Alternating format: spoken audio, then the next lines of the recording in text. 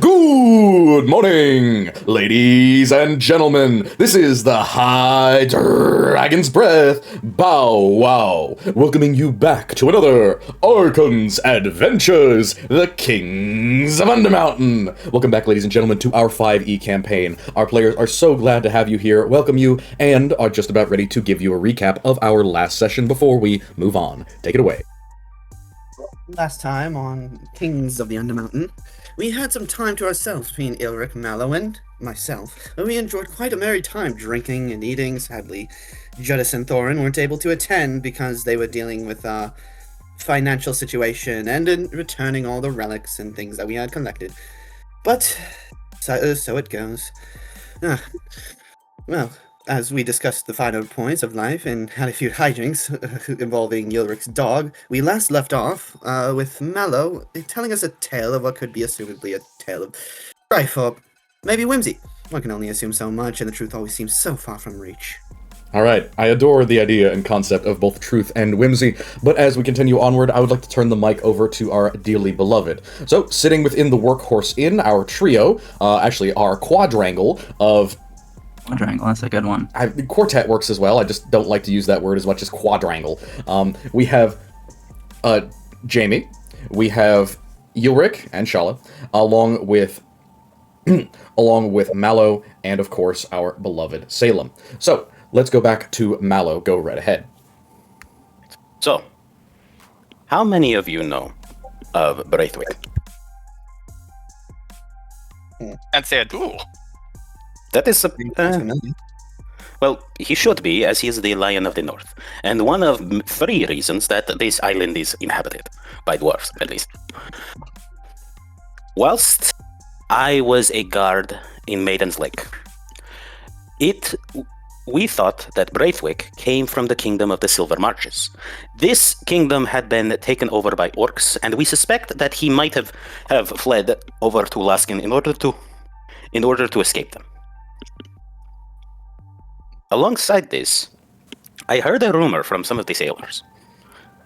There is a chance that Braithwaite has some very exotic pets, mainly a wyvern. Ooh! Or a worm. I can't remember off the top of my head. There's only so much I can... At some points, it is hard to remember. That there are 1,000 conversations that you listen to in one day, you know? So, he's one of the nobles. Yeah? Yes. You do know him? Can we meet him? I have no idea about him personally. I don't know him, per se, but I know of him. That's it. Yes. Why did I even ask? Why did I even bother? What? Wait a minute. This worm, where did you get it from? I could not tell you, honestly. I'm surprised that he even has it.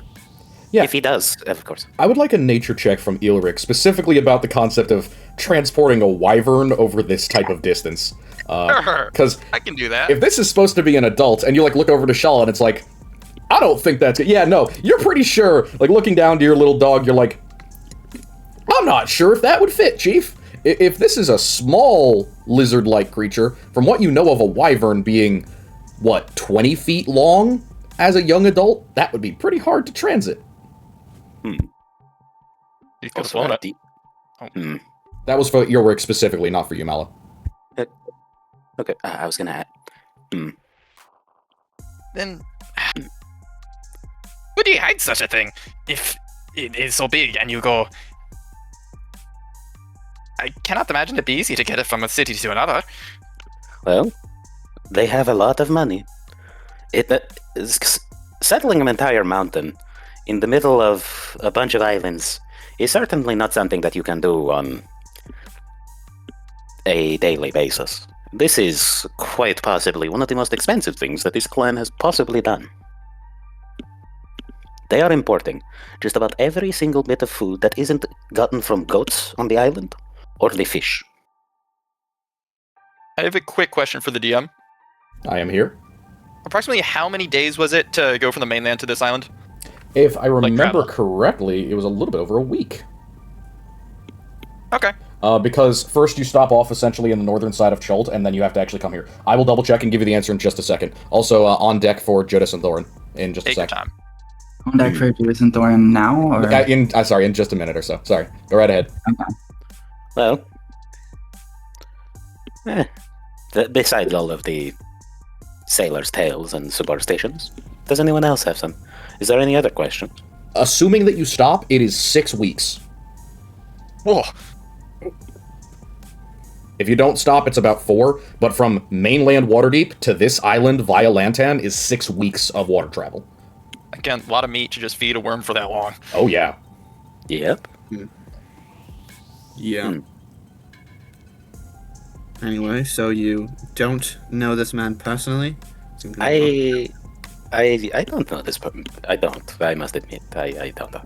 Jamie pops his head up from his food, which he's been consuming fairly voraciously. Looks like he hasn't eaten solid fare in quite a bit, and the ability to have so much actual meat is a bit of a change for him. Big, fat globs of grease hanging off of his unshaven face, and he says, "So, you got, like, nobility and stuff here, too, huh? Like, princes and shit?" Yes. Yeah, we do, but apparently this one doesn't know him personally, so what use is he? I mean, if you, like, got me close to him, I could help you out with that if you want to, you know. And he, like, makes a little circling image around his temple, like, you know, like your friend here. He points to Mallow. Still has it. Indeed I do, Jamie. But I think that if we do to any of them, the other two are going to be very reasonably speaking pissed. And I don't think and dwarves can understandably banish people for good reasons. I would not be surprised if they tried to kill us for that. Well, it would only be if they found out. Yeah, and I mean, you know, what's banishment, really? I mean, they just throw you out. I was out to begin with. You guys have boats here, right? So you could probably just catch a boat back to the mainland and figure things out from there. Sure enough, I guess. I mean, I'm just passing a suggestion. I'm not going to say that it's a necessity, but, you know, free money, free food. It's all at the tip of your fingers, and he waggles his hand a little bit. Salem, you feel something wiggling against the side of your foot. You can effectively surmise that it's the tip of the tail. He kind of leans over to Jamie and whispers, "Be careful where you put that. You don't want it rubbing against the wrong person." He leans back over and says, you can smell, like, his breath is super, super strong. It's not necessarily the smell of rot, but it's the smell of dry snake. Like, I don't know, I own a pet snake, so it's a little hard for me to explain to others. It's a dry, musky scent. Kind of like the smell of old laundry, but with a decidedly, like, animal or barnyard scent to it. And he says, Ugh. I know, it's wrapped around the seat.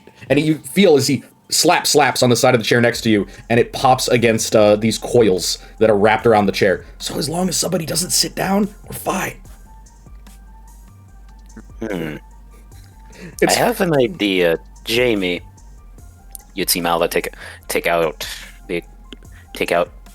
effectively an eating fork and place it on the table, saying, "You see this fork? Yeah? I need you to do something. Without charming, give me a good pitch as to why I should buy this fork." What do you mean, buy it? Hypothetically, you are trying to sell me this. Okay, you're gonna have to clarify, what is selling exactly? Oh, it is what you use money for. It's trading. Oh, that's what those are for? Oh, yes. It's not just shiny. Oh, that makes so much sense. Okay, so you guys trade, like, those metal discs and stuff for things, right? Yes. Okay, so it's like barter, but stupid. Makes sense. Alright. And you see him pick up the fork, and at this point, Thorin and Judas, you two can enter the bar. It's practically empty. There's maybe only one other person here, where there were almost 100 patrons just a couple of hours ago. The streets outside are filled with people smoking and a couple more drinking, but they basically leave you be as the dwarf and the fishman flop into the Workhorse Inn. Thorin walks in, kind of scanning around, looking for the group, and spots them. Hey, lads. Hello. Geez, sorry that took so long. It is to be expected. It's no problem. I got us rooms for the night, or a room. I'll have to see it. Oh, great. You missed the Well- entire performance. Oh, performance. Yeah, What- Yeah, Oh, it great. had fireworks and many other wondrous things. Salem is quite talented, of course. Yeah, keep singing my praises. It's nice. Wow, it was Salem. I didn't know you were a performer. Did you not see the loot? It's Uh, not there well, for nothing. Some people just have it for aesthetics, you know. I'm better than aesthetics. Did Whoa. you two eat anything? Yes, I'm starving. Oh, I could love a bite to eat. Jamie looks down at his plate, which is about 75 to 80% of the way empty, and he says, with a full mouth of goat, "Bruno, they made this like 10 minutes ago. There might still be some stuff in there." And he points to the back of the kitchen. At this point, almost everyone except for Jericho Dial, who's rubbing down the bar with a heavy cloth, this extremely dour-looking man with big brawly arms and hairy forearms and a handlebar mustache, looks over at the newcomers and grumbles under his breath, but nods in acknowledgement. Anyone? If you guys need, I don't know if they're. I imagine that the kitchen staff, if we ask them to make something, at this point they might start throwing things at us. If you need, I have an extra ration or two. Oh, that's all right. I'll just order something. They'll get over it. All right.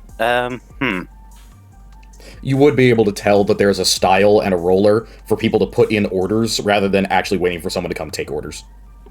Okay. What are the options? As you can see on the delightful menu here that I have made, there is fry bread. So fry bread, you would need to buy 2 of them for it to be a full meal, but it's only a copper a piece. Plowman's cheese, or Plowman's, which, again, the one thing for Plowman's is not going to be enough for a full day, so you need to get 2 Plowman's. And then there is lamb stew. A cup would not be a full day's meal, but a bowl would be enough. The chicken, anyway, would be enough for a full meal, and the goat 4 ways is definitely a meal. I'll get the goat 4 ways. That looks good. Could I get just an order of chicken, please? All right, so there are 3 options for how you want it, and this is written up both on the menu and on the black and white. You could get it fried. You can get wings, just wings. It doesn't give a specific number, and nobody ordered it, so you don't know how many that is. And then there's the option of marinated and grilled, which is the most expensive. Fried, please. Okay, so you put in an order for fried chicken and for goat 4 ways with cheese. It only takes a couple of minutes for one of the chefs to come out, give a dirty look to the table, and then walk back in. You hear the door slam very loudly behind this person, and you watch Jericho roll his eyes and walk over to the door, open it, and go inside after them. There's the sound of tense, angry whispers, you know, the sound of like your parents arguing, but they don't want you to hear in the next room over. So very much a little bit of that before Jericho comes back out, walks back behind the bar, and grabs a 2x4 sign that says "Kitchen's closed" and sticks it up on the door before turning over to the table and saying, "You're the last 2. It'll be a few minutes." My All right. apologies about this. Very well, that's fine. And pime it in the bowl. And he points to a bowl on top of the bar that he's scrubbing. For total meals for the chicken is 4 copper pieces. For the goat 4 ways is a silver piece. So I need a silver and 4 copper from you guys. And preferably if you want to buy drinks, that's up to you. But you also all have water skins that you guys could have filled, so I'm not going to sweat that. We'll worry about water when you're underground and there's no easy source of it. All right, so you have enough money for that? Pay those over, you two? Yep. I took the silver out. Alrighty. So you seat yourselves down. After a few minutes, the chicken in the goat 4 ways comes out. As described from the previous video, the goat 4 ways is delicious. It's 2 bangers, or 2 spicy red sausages, very paprika, very spicy. A roasted leg of lamb, which is basically a half leg. It's like a thigh or a haunch. It is almost smoked, very tight skin that's crackling and quite tender underneath with a very strong smoky flavor. The pie that it says it comes with is relatively small, only about the size of your fist, but it tastes pretty good. Whatever fat or whatever grease they're using to fill up the pie, whatever butter or whatever it is, at this point in the night, doesn't taste all that fresh. So it has kind of a congealed, almost sitting out on the heater too long type flavor to it at this late in the night, but otherwise it's fine.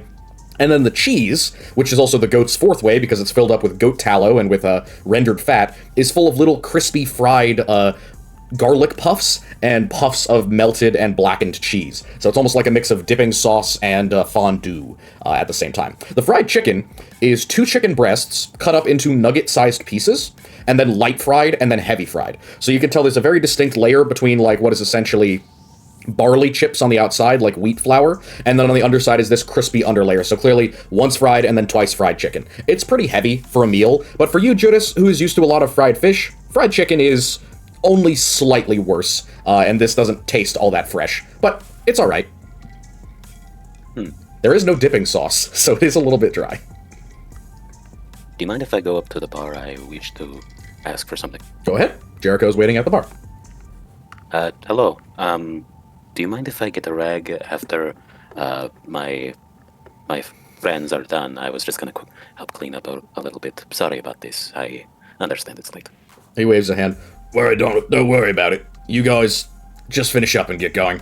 I'll clean this myself. Kitchen's already closed. They're gone. Fair enough. Yeah, and you can see that he has a tendency just throughout the night, he's been cleaning out stalls and tables as they get cleared. So once he goes and cleans up plates, he's been cleaning the table at the table. So it's not like he has the rest of the bar to do. You guys are basically the last people here. All right, so you guys get your food. What's next? I eat it. Okay, yes, naturally, that assumption. I'm not going to make you roll to eat your food, though I appreciate it. Is there anything else you guys wanted to talk about before we went and did our long rest? I take the potato chip and I eat it. Potato chips don't exist yet. Maybe they do. I don't know. We'll have to see. Potato chips strike me as an ingenious halfling device. Oh. Sorry, back in character. Go ahead. So, Salem, where'd you learn to play like that by chance? I learned in Waterdeep. One of the ways one has to keep alive is usually through work, and one of the ways I found work was through playing at establishments like this. Fair enough. All right. Is there anything else? I was just surprised. You played very well and thought I'd ask. I'm a man of many talents. Fair enough. Not to toot your own horn or anything. I don't toot a horn, I play a lute. Yeah, I know. I thought that he played the harp, of course. How do you mix up a harp and a lute? They are 2 completely different instruments. You'd see Mallow directly stare at Salem, trying to give the impression of, brother, I am being sarcastic. Look, I could believe that you are quite stupid, but I didn't think you were that dumb. I mean, what have the gods chosen would stoop so low? Salem, I understand that I don't exactly have a face, but I am trying to effectively emote something here, in that I was being sarcastic. You see Salem smirking. Yes. Great use of sarcasm, I will admit. It was quite intelligent. Oh, so brain-numbingly intelligent. Oh, I could never best you, Mallow, not one bit. I thank you for acknowledging me, Salem. All right, so as we finish up here, our meals are done, we've eaten for the day, we'll go and do our long rest. All of you can mark off your stats for the long rest, get your healing back, get your hit dice back, let me know when that is done, and if there are anything that we need to do right before sleep, that's perfectly fine. I will describe your private rooms to you once I have confirmation that we're all ready to do that. Yeah. I am well and good. Okay, so as you guys head into the Workhorse Inn's private rooms, these very much do strike you as insanely well appointed for what is like a colony town. There is statuary. A lot of it is related to Waterdeep in a way. You can see like little images of bats. You can see images of bridges. There's artwork strewn about the walls. If anybody has played Baldur's Gate 3 and you go into the area with like the mummy's house, it's very reminiscent of that. The walls are coated in velvet. There's hangings. There's artwork. There's actually full-sized boudoirs, a couple sets of drawers, so various different places to put things and your equipment and stuff like that. It actually is pretty nice, like a fancy hotel room. And then on top of that, it's not just like a 1 or 2 bed place. There are 4 separate king-sized beds. in this internal apartment. Granted, they are all in the same room, but it's not the only room. This private house has a front area, which basically combines together a sitting room and a small coffee table / drawing room. Most of the artwork is in there. There's a really fancy statue above a small fireplace, and I do mean an actual fireplace, like made out of bricks, that is a curling dragon that looks very much like an Asian yin lung type thing. But the 4 beds are in the rear. It's very quiet. There is a pair of large double doors that go into this interior room as well. It's fairly warm and cozy. Ulrich is looking around, starting to realize why the man was so particular about making sure he didn't steal any of the furniture. Shala immediately starts crawling over to one of the legs of the bed, and you just watch her looking at you, putting her head closer and closer, her mouth opening as if she's about to start biting on this piece of wood. No.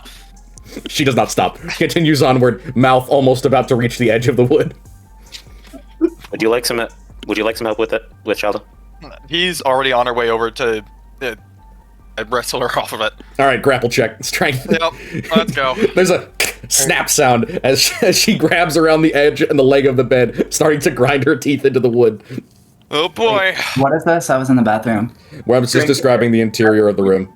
That was... Oh, actually, There's I'm a going to save. lizard That's in a the room? 15 if it's just a flat-out strength check. Yeah, so with a flat-out strength check, you're able to yoink Shala off of the edge of the bed. Her teeth leave deep gouge marks in the wood, and she... As you try and squeeze her backwards, clearly very much wants to mark the interior of this room as territory. You watch Jamie slither in, dropping the illusion, looks to one of the windows, closes the window cover, and finds one of the larger, more well-upholstered armchairs, and coils up his giant coils in it and says, I've never really been a fan of beds. I'll let you guys sort out who's doing that, but I'm taking this one. Salem just goes right over and steals a bed. All right, Salem has bed 1. Shala has ground her teeth into bed number 2, but I don't know if that's claim.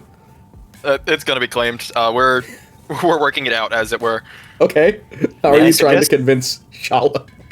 May I suggest one idea that might help you, Ulrich? Yeah, what is it?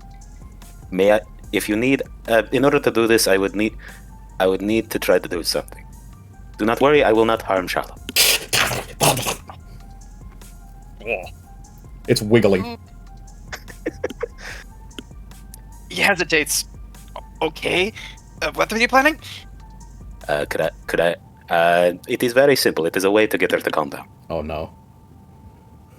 Try it. All right. I'm not going to stop you. All right. All right. Can I do a grapple check? All right, yeah, sure, go ahead. Give me a grapple. It's like, this is a way to get your dog to calm down, puts it in a headlock. This is how I get my pit bull to go to sleep. Oh no. All right, what'd you roll? Hold on. 17? Yeah, that's enough. So Shala is a squirmy beast, but she's a lot longer than she is thick. So it's almost like wrestling a baby caiman.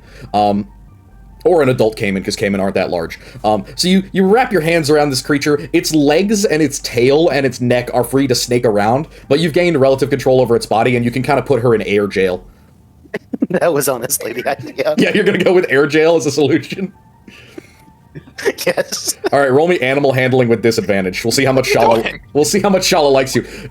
Ulrich, you watch as this armored knight lifts Shala up in a way that you never could, and Shala just goes fucking ballistic as she gets off the ground. Yeah, whips her head around and bites you right on the wrist, Mallow. And you just feel these teeth grind in between the layers of chainmail and start working their way in towards your meaty bits inside the armor.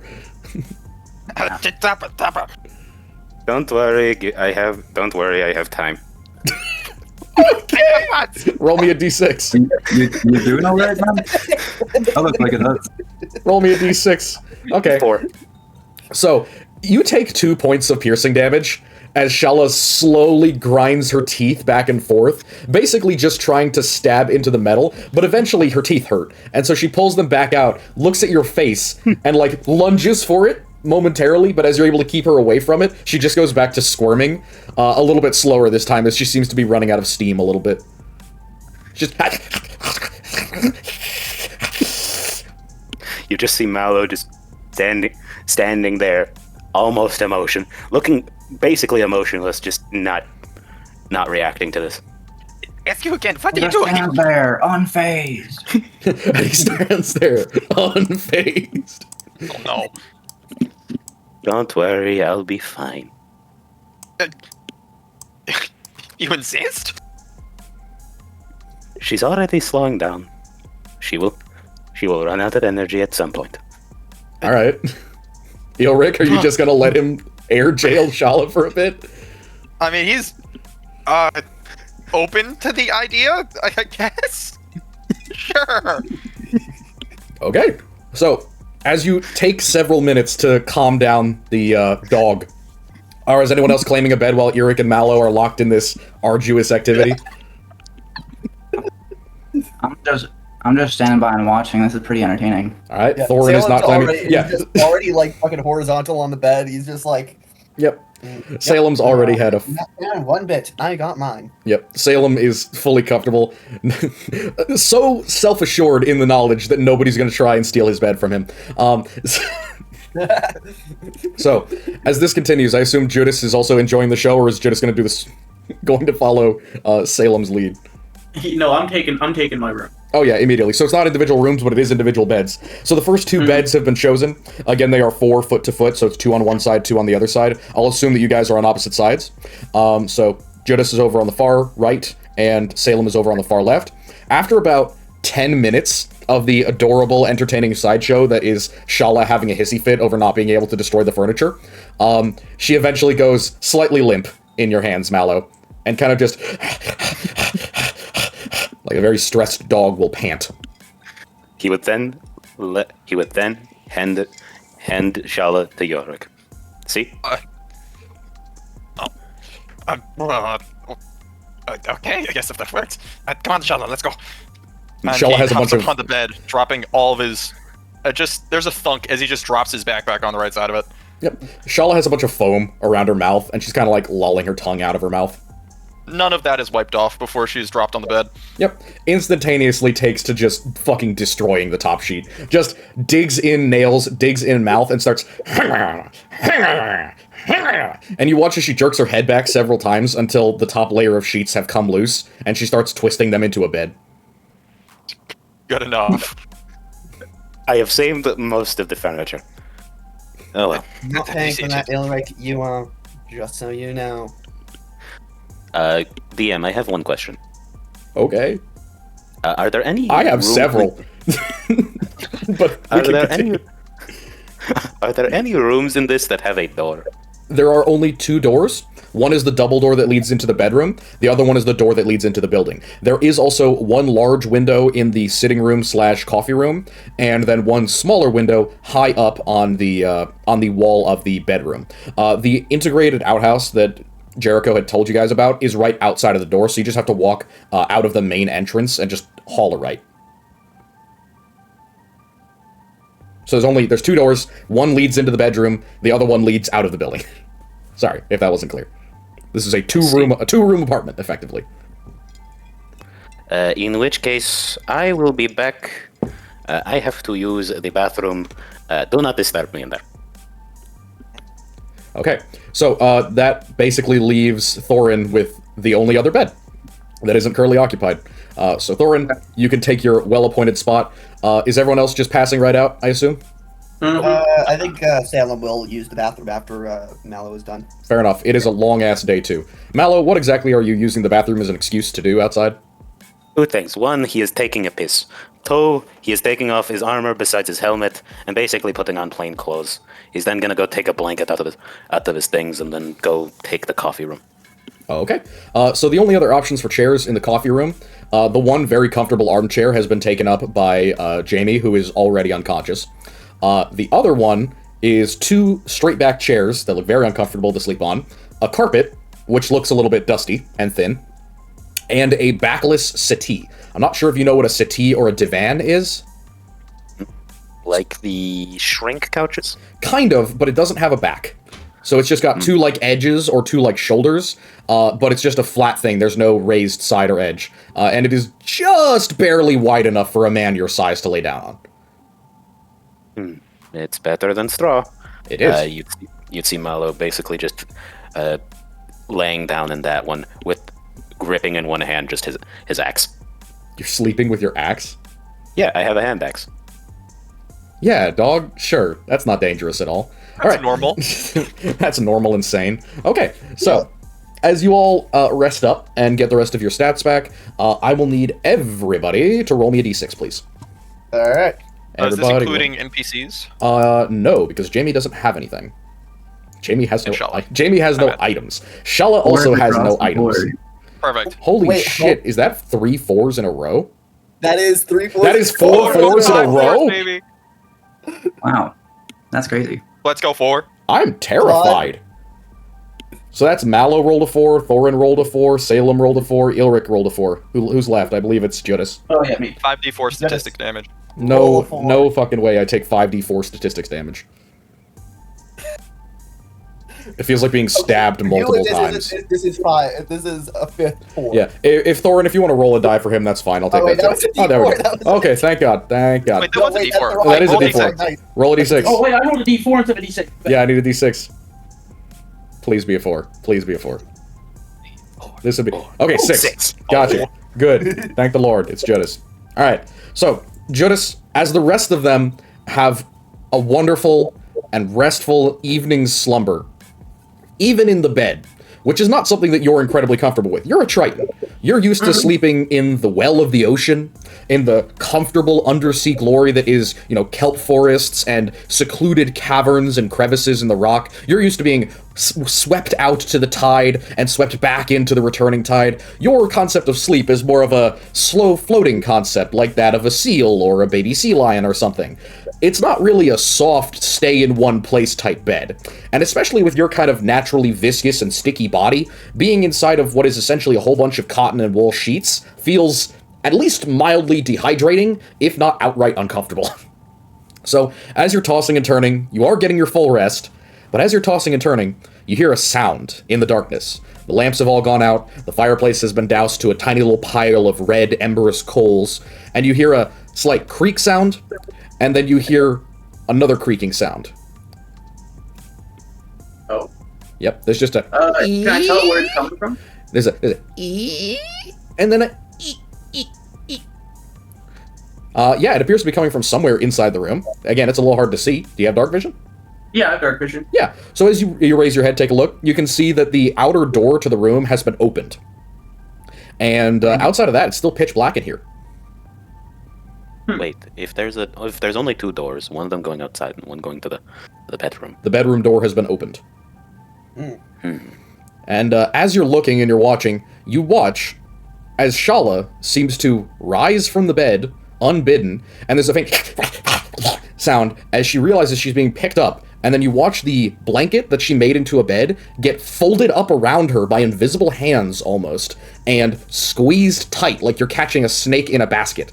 And you watch as she just fucking goes ballistic. Dozens of tiny little claw and fang holes come out of the bag, but it doesn't seem to hurt anything. And you watch as this bag seems to waft backwards towards the exit to the room.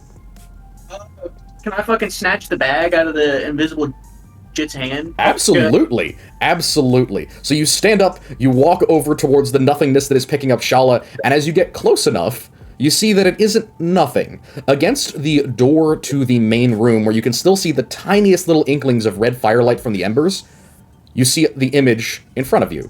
A black, almost featureless, matte black, shadowy creature that appears to be picking up Shala inside of her wrappings and holding the little dog as it has an absolute crazy fit.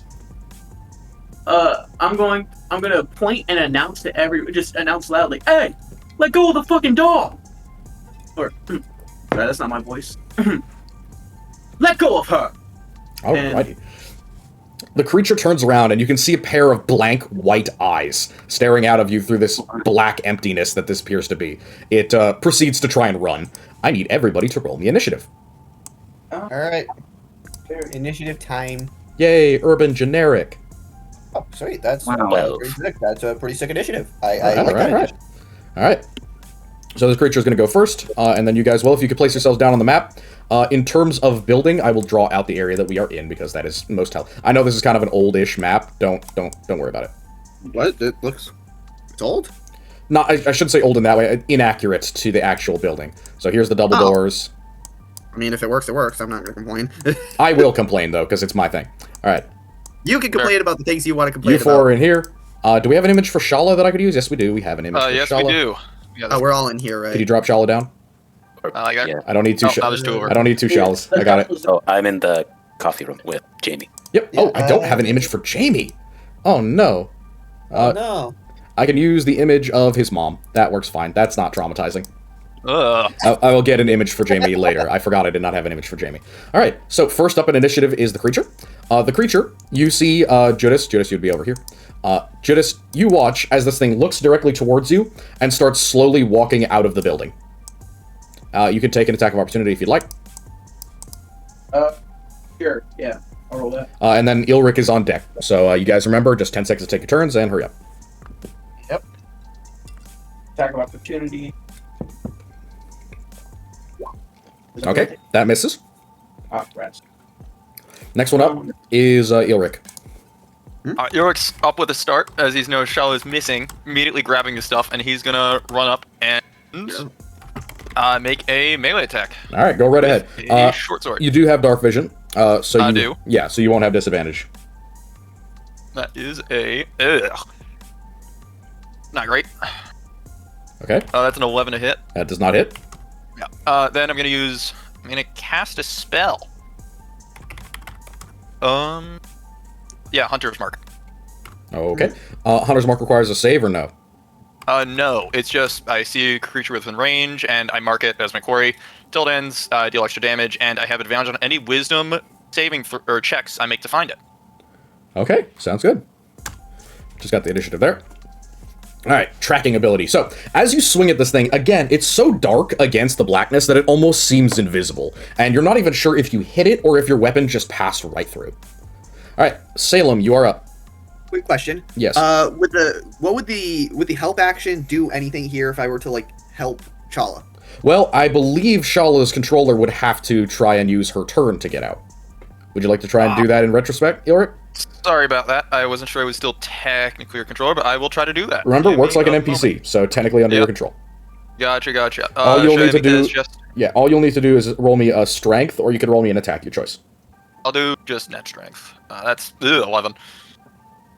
Yeah, it's not enough to get out of the bag. You see it doing damage, like clearly shredding or cutting through the material, but these are pretty high quality materials, and cutting them is not exactly easy. All right, on from Ilric to Salem, please. So yeah, help action. Would that do anything? Just in general? I would give... you could try and wrest the bag from this creature. That would be an opposed strength or a grapple check. Yeah, we'll move up to. Actually, I can move. Remember, Yeah, we'll move that's the door, so you can walk right through. Yeah. Okay, cool. I should still have enough movement. So we'll, as a bonus action, use the help action. Okay. All right. So it's just a strength. It's just a strength check. It'll be on her turn, which is Okay. Ilric's turn. Could I make an argument for maybe later? Not to worry. Okay, is that it for you? That's bonus action. I need an action from you. Yeah. We got Ilric right there. So could I just sneak attack stab her with the rapier? Yes, please. I didn't necessarily say it was a her, but yeah. Just because it's a baddie in black does not mean that she's a baddie in black. What did you just say there? I said just because it's a baddie in black doesn't mean she's a baddie in black. She. That was part of the joke. Yeah. Anyway, let's see this shit. Does a 17 hit? I'd say we're bad. Sure. All right, 17. 17 does hit. You watch as your rapier stabs into this creature's body. And there's this momentary feel of icy chill in the blade before you watch not a shadowy figure, but now a much more solid figure that looks human-ish. Not necessarily humanoid, but just strangely human in aspect. Smooth skin, perfectly black, like the color of ash.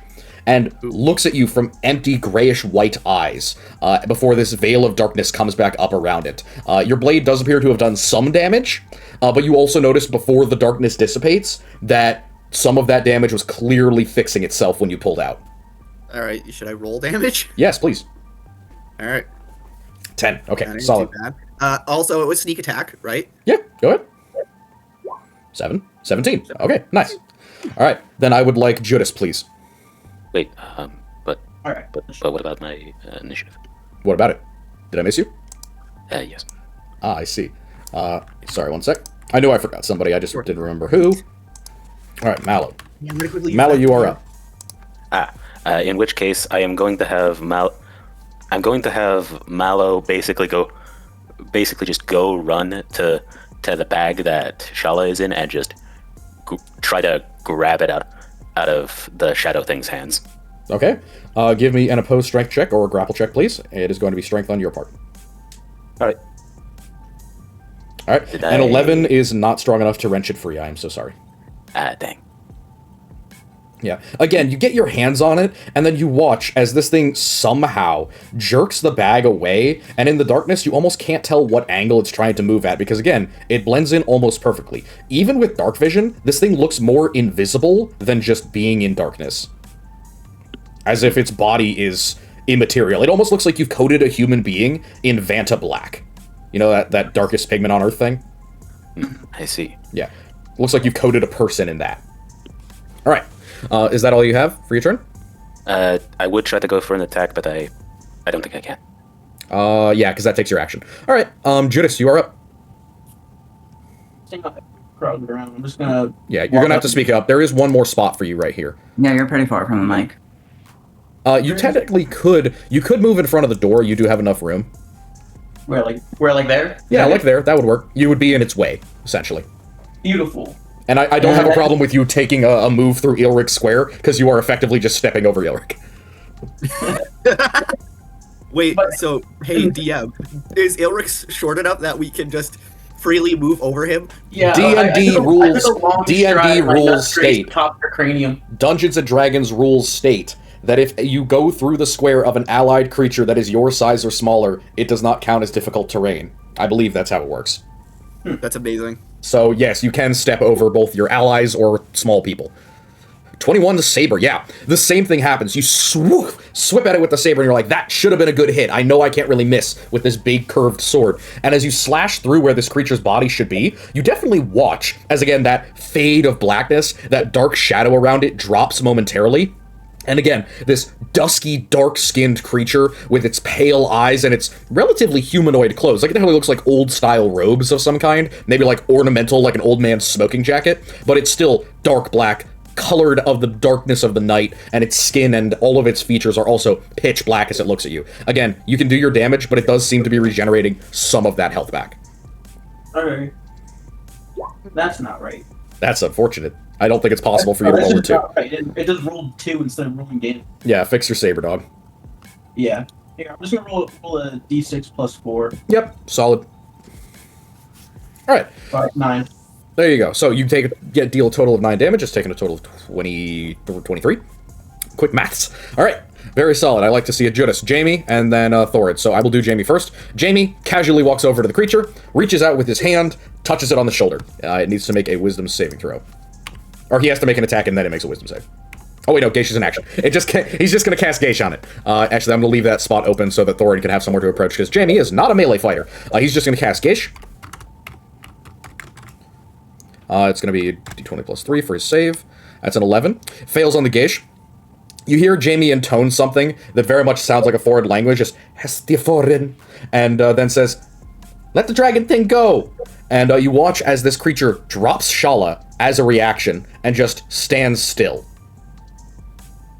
Alright, Jamie's turn is over. Thorin, you are up. Works for me. Alright, I'm going to, What's a good image for Charmed? The heart with chains on it. That'll do. I'm going to Booming Blade this guy. Okay, go ahead.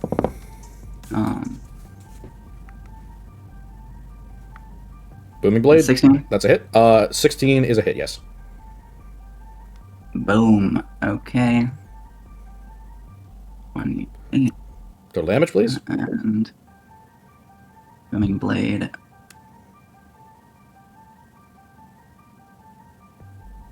Total damage?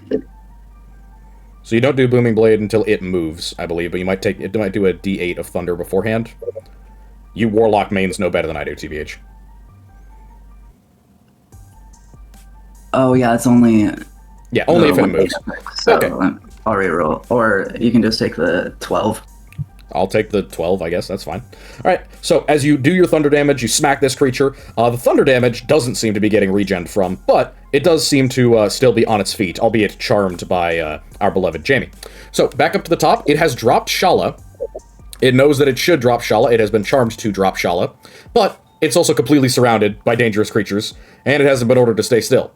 So you watch as, in a blink of an eye, in the darkness, it just vanishes. Disappears like it was never there. Okay. So, goes completely invisible. Da-da-da-da-da-da-da. I'm a phantom. And is gone into the darkness of the night. Shala eventually squeezes her way out of the bag, angrily hissing and snarling, looking for whatever it was that just picked her up. Ulrich is immediately looking around like where the fuck it went. Sniffing the air, looking around, just trying to find the damn thing. Perception, please. That will be with advantage from Hunter's Mark. Well, 28. 28. It appears to be somewhere within 180 feet, but not within your visual range. Well, he'll search outside first. All right. Anything in the, like, that corridor at all, or no? Nothing that you can see. You run around the block a couple of times, look for anything that looks like absolute Vanta black, but your dark vision only goes so far, and outside of that, it's pitch blackness. So there's nothing to see out here. Even with the lights in the city, it's still relatively dim on the streets at night. So this thing appears to just be gone without a trace. He's cursing in a number of, He's a few things to say. Walking back in, he goes to check on Shala. Alright. Shala is shivering and upset and furious and is just hissing repeatedly. I have an idea. As you appear and get closer to Shala, Shala launches herself at you and like glomps onto your chest and face, holding on to you like a very clingy, angry dog. Anything but that word. You don't like the term glomp? No, in fact I do not. I do not prefer it. I love the term glomp. Wait, did it take my booming blade damage? No. It did not. Technically didn't move. It technically still isn't moving. Oh. Oh, but wait, is it still in the same place, just invisible? Nope. Teleport. There is an option that doesn't involve me using my movement, but does involve me moving. It's called teleportation. Yep. Oh. Well, so forgive me, but where the hell did that go? I am just as curious where it came from. I wasn't getting any good sleep, so I was just kind of awake, and I heard shuffling, and I just saw Shala get picked up, put in a bag by like almost a specter. But once I got closer, it was just that thing. I have a question for the DM. Has anything like this happened before? Never in your life. Yes. No one has ever tried to take Shala from you. Sometimes you wished somebody would take Shala from you, but nobody has yet. Seems like somebody has it out for your dog. So, he's Intriguing. Shala's like attempting to cuddle you, but it feels very much like being pricked multiple times by needles. he carries his back. I have Go an on. idea. I'd have Mallow go walk back to his bag. He's been wearing his helmet the entire time. And then take out a piece, and then take out one of the rations that's like a piece of dried meat, cut a little piece off, and then show it to Shala to try to get her to calm down. Shala, unfortunately, is not unhooking herself from Ulrich. Entirely fair. Do we need to find a different place to sleep? Is this a... If you we guys should move, need- right? If you guys need to, I can stay awake. Has anybody checked the Take door? shifts. Has anybody checked the door yet? Not yet. The door to outside or the door in The door to bedroom? the door to outside. Yes, I walked outside, yeah. Yeah. When you walked outside, the door was still locked. Excuse me? Yeah. As in, you locked the door when you went to sleep. This thing got in somehow, and the door was still locked when it disappeared. I see. Another quick question. Does this place have any windows? Any, Yes, it has one large kind of bay window in this room, which was not opened, and another kind of thinner window in the bedroom. To be fair, he did magically disappear, so it's not too hard to believe that he magically appeared. In It which could still be case, nearby. I in which case I wish to try to do something. Oh, DM, could I effectively consecrate this area? Consecrate? Do you have a way of doing that? I was going to use religion basically to go with the idea of how occasionally you'd see like priests going to go spray go flick holy water on an area. So there is an actual spell for that in 5th edition, referred to as either ceremony or hallow. You couldn't do it magically, but you could try and effectively like placebo it by like praying and putting icons of your god on the windows and doors. Yeah, and I have a spare one, so I'm gonna put it on the door. Okay. All right. Yeah. Go ahead and give me a religion. See how well you can do this. 12. It's a little crooked. It's a little fucky, but it is done. I need to do this more often. Yeah. It's been a while. You haven't consecrated anything probably since you were, helping somebody else consecrate shit. You've never done it yourself probably. Yeah. Yeah. So definitely worthy of more practice. All right. Anything else? So. Like, did anyone know what the fuck that was? And if I am charming it, technically that should last for a while, but it does need to hear me. Should I just, like, go out and start yelling? Hey, DM, would Salem know what that is? You could ask me to do a nature check or history check, though in this case I think it'd be history. I'll do a history check, yeah. Alright, go ahead. All right, let's see This is not an easy history. 15, that's a no. The first thing that you think of is like, oh, ghost. Obviously, ghost. Maybe, wait a minute. But you're like, I saw that thing's face. Everyone here saw that thing's face. That wasn't a dead person. That was something else. You have... Anyone else did anyone else, who else strike the creature with like with a blade? Because I did. Did it like feel weird, odd to you as well? Like the strike felt like it didn't really hit. Felt cold. It did feel a bit odd. Certainly not what I'm used to. Don't think any of this would be anything we're used to. This is new. There that is. Does anybody else want to try? It would be a lot harder for anyone other than Salem, probably, but you guys could try for history. Actually, I should have added the D6. No, I'll save that for something actually like really important. I could try. I'll give it a shot. Why not? I don't know anything. You know, a 15 is not going to work, especially for somebody who is unfamiliar with such creatures. Yeah, fair. Can I inspect just like the area around the fight? Is there any like blood on the ground or anything? Yeah, there is no visual indication that this thing was ever here. Huh. Like, there's no blood, there's no injury. You noticed when you were cutting it that, again, not only did the wounds seem to be knitting themselves back together, but also where you cut it, there was no active bleeding. It just kind of parted some of its form, and there was, like, some sluggish stuff coming out of it, kind of like congealed syrup of some kind, but no blood. Gross. Yeah. Huh. How curious. You know about molasses, right? Kind of looked like that. Well, Me as well, Thor. But I can't help but have the feeling we'll probably be meeting with that creature again. That seems likely. In which case, I can stay awake. I will take. I can You'll take second watch. For shallow watch?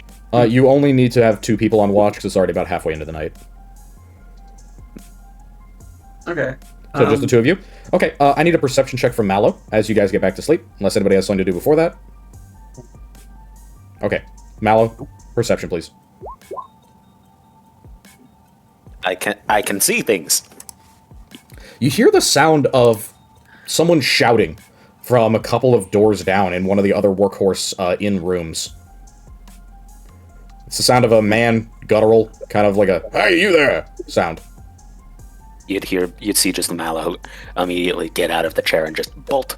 All right, so you jump out, run, hoof it down the street towards the sound of commotion, and as you get to one of the open door rooms, one of the open air rooms in the interior of the quadrangle of buildings that make up the Workhorse Inn, you can see 3 men with torches casting around in the middle of the night, yelling at each other like, "Where'd it go? I saw it. I saw something. It took it. My fucking coin purse is missing. My clothes are missing. Who fucking steals clothes?"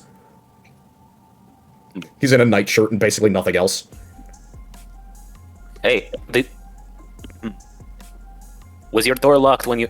Was whatever door that you guys came out of locked as well? He points to the door they came out of. It doesn't have a lock. Somebody just waltzed in here and took my stuff. There's like 20 gold pieces in that. I see. I think something tried to get into our room as well. It's a shade. Some sort of creature, like a black thing, right? Yes.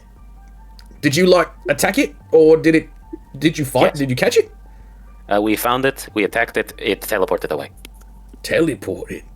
So it's a magical creature. That makes things more complicated.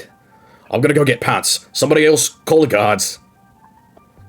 Alright.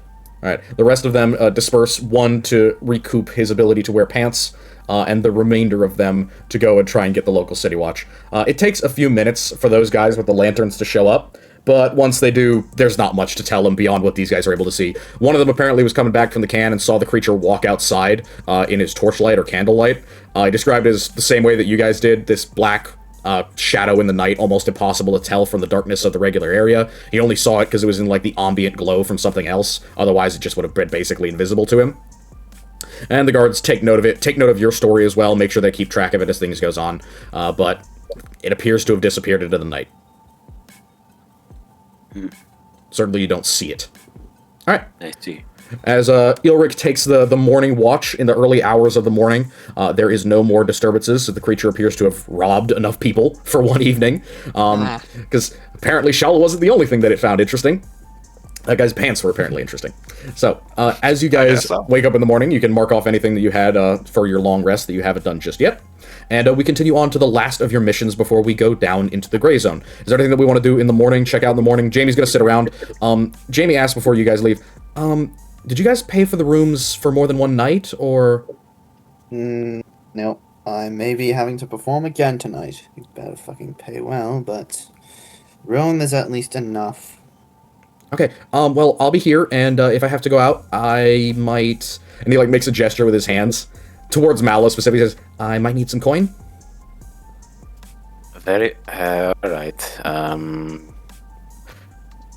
You'd see Mallow go give him, like, 3 silver pieces. Thanks, appreciate it. They should give you a decent chunk for most things. It's good for food, and for hanging out. I appreciate it. And he actually gets underway faster than you guys do. Once he has his illusion up and he's basically washed his face, he walks right out of the building and off onto town. Because he did not get the opportunity to see the underside of Utgard before this, and now he wants to explore. Alright, so, Good man. if nobody else has anything to do before we move on, I'm going to take a 5-minute break, and I'm going to move us on to Cleaning Crew, the last of our missions on the surface, before we get to the mines, because the children, you all, yearn for the mines. Dude. Indeed. Yeah. As a child, Oh, wait. I yearned for the mines. As a child, wait. I yearn Look. for the mines. Yes. When are we getting paid? Paid for what, dog? The things that we turned in. Oh, you don't get paid for that yet. Our beloved people who were tallying up the details turned in all of your goods, and the current value of those things is being debated, along with any fees or concerns. And your friends would be able to tell you that you can pick up your payment from Full Bottle at the mines today. See. Perfect. All right. Is there anything else before we get headed out and I take our 5-minute? No, I do not believe so. So, back in character. As the party gathers around, makes themselves comfortable, and heads up to meet where they are told the cleaning crew is, they are sent up into the hills on the north side of the map. In terms of our actual map, it is about here. So it is nearby to the river, kind of close to where you guys met Dan, but up on the hillside, essentially, so you know what I'm talking about, or where I'm talking about. And you come across a group of about 10 dwarves, 2 of whom are abnormal. One, definitely not a dwarf, decidedly not a dwarf. The other one, you're not sure. Bori Brocktree, who introduces himself with an open waved hand, which you can see sports 5 long, sharp, digging claws. Looks like a strange mix of dog and dwarf. Still short, still squat, still in traditional dwarven garb, but you could see fur all over his face, a thick ruff or mane of black fur down his back. He's got sharp digging claws on his fingers, and he has an elongated snout with a tiny black nose. And he waves up to you and says, "Oi, oi, pleasure's all mine. What can I do for you? Are you here to help out? Are you contract?" And he lets out a large, sunny smile, and you can see very sharp, root-penetrating teeth behind his lips. Indeed. Yes. You were sent out here on contract. That's lovely to hear. Lovely to hear. So listen, we're just doing the morning rounds. What I need from you, see, and he points over to the river, there's a very difficult thing that we must be doing now. The city is in need of water and in need of fish. And while the coast is lovely, we've made an agreement, and he looks to Judas with this, we made an agreement with some of the tribes on the coast, no free fishing of the deep ocean. Both because there's danger of harming the local ecosystem, and also because the tritons are not necessarily safe from our nets. So we made an agreement not to fish like we normally would, which means that this river, and he points over to it, this needs to take priority. So I've been sent out to survey it. Problem is, I can't swim. Neither can any of they. So if we're trying to figure out the depth of the water or good places to cross, I don't want to risk drowning over, somebody else getting the opportunity to drown. You get what I mean? Sure enough. Can any of you swim? Like, really swim? Nope. Well, What about Judas? Oh, how about we you? can. Ulrich immediately was Nods to Judas. Bori looks over to Judas as well. He's like, I assume, Mr. Triton, you can swim? He must. He Aiden's clearly in the cannot kitchen right swim. now. It is his greatest fear as a I Triton. is will. the I will water. take. I will take a few seconds for him to get back. So that's a minute or an hour and 30. Sorry. Well, anyway. As we wait for him, could Ulrich swim? Hold up, we're not doing. Oh, is this an in character thing? Because I'm probably gonna cut the whole bit. No. I'm gonna saying cut the while whole we're bitch cut out. for the. Yeah. Right, this is cut out, right? Yeah, it is. Can Ulrich Cool. swim? I mean, doggy paddle, I guess. You were born in Waterdeep. You did live in Waterdeep. I could see you being That's able true. to swim. I could also see Shala being able to swim naturally. Didn't I give her swim speed? Whoa. Is that required to swim? Wait a minute. I mean, yeah. It is technically? Oh. That's what swim speeds are for. Oh, I thought that was just for, like, not being slowed down when swimming. Oh. Well, if Like a you climb try speed or and whatever. if you try and swim, it'll essentially be like difficult terrain. If you swim with armor on, you just fucking drown. Yeah. Like, swimming in D&D is deadly. The one thing that you learn while playing D&D is never go in the goddamn water, because everything's at disadvantage and you move like you're stuck in molasses. Yeah. Literally, one of the early, warnings that you get from old heads is, beware of the water, because it will always kill you. One quick stream is enough to wipe the party. You say it like it's a joke, it fucking isn't. Yeah. A solid stream can kill everyone in your party. Because the thing is, very well-armored guys like your cleric, they just fucking die. They just drown. They just sink. They just sink like a rock. Like, if, for example, Mallow jumped in the water right now, I would probably just kill him. Because you're just gonna drown. Aiden's back. Okay, back in character now. Bori looks over to Judas again and says, "Oh, you, Mr. Triton, you can swim, right?" He might not be able to.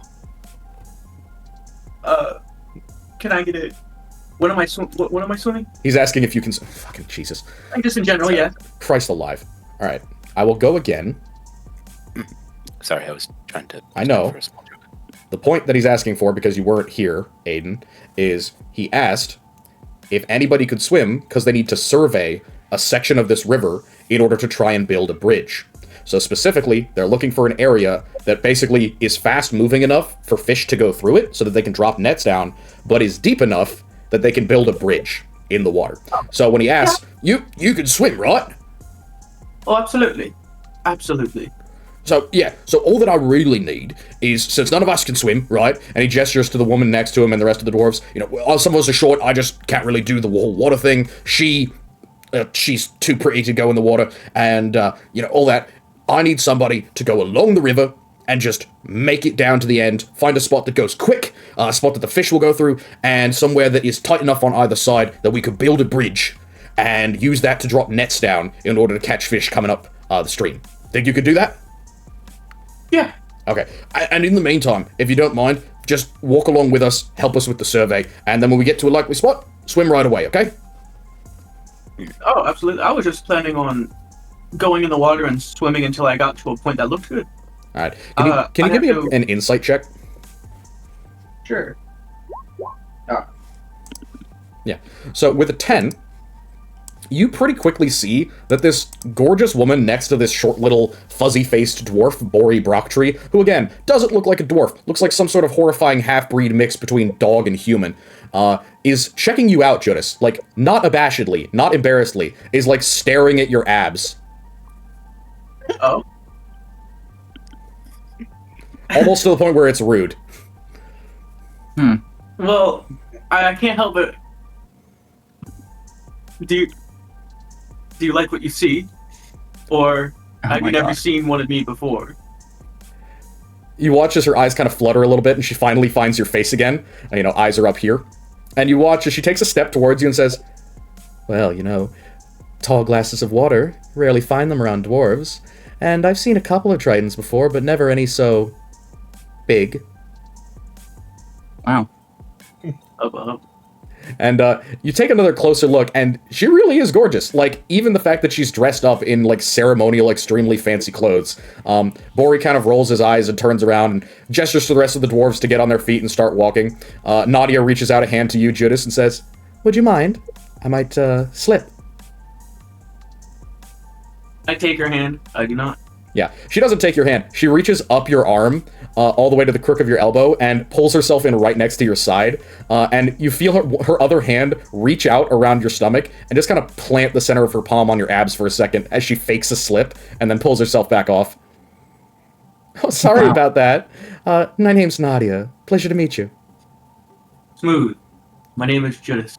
Judas Deepcurrent. Oh, lovely names. I haven't gotten to talk with any of the Tritons. Please. Where are you from? Oh, my tribe lives far, not too far off from the, what would that be, the southernmost coast. My father and mother are the leaders of the tribe, and I have come along to just put a good name forth for the rest of my tribe members, for the developing dwarves that have come here. Oh my god! A young prince, so close to home.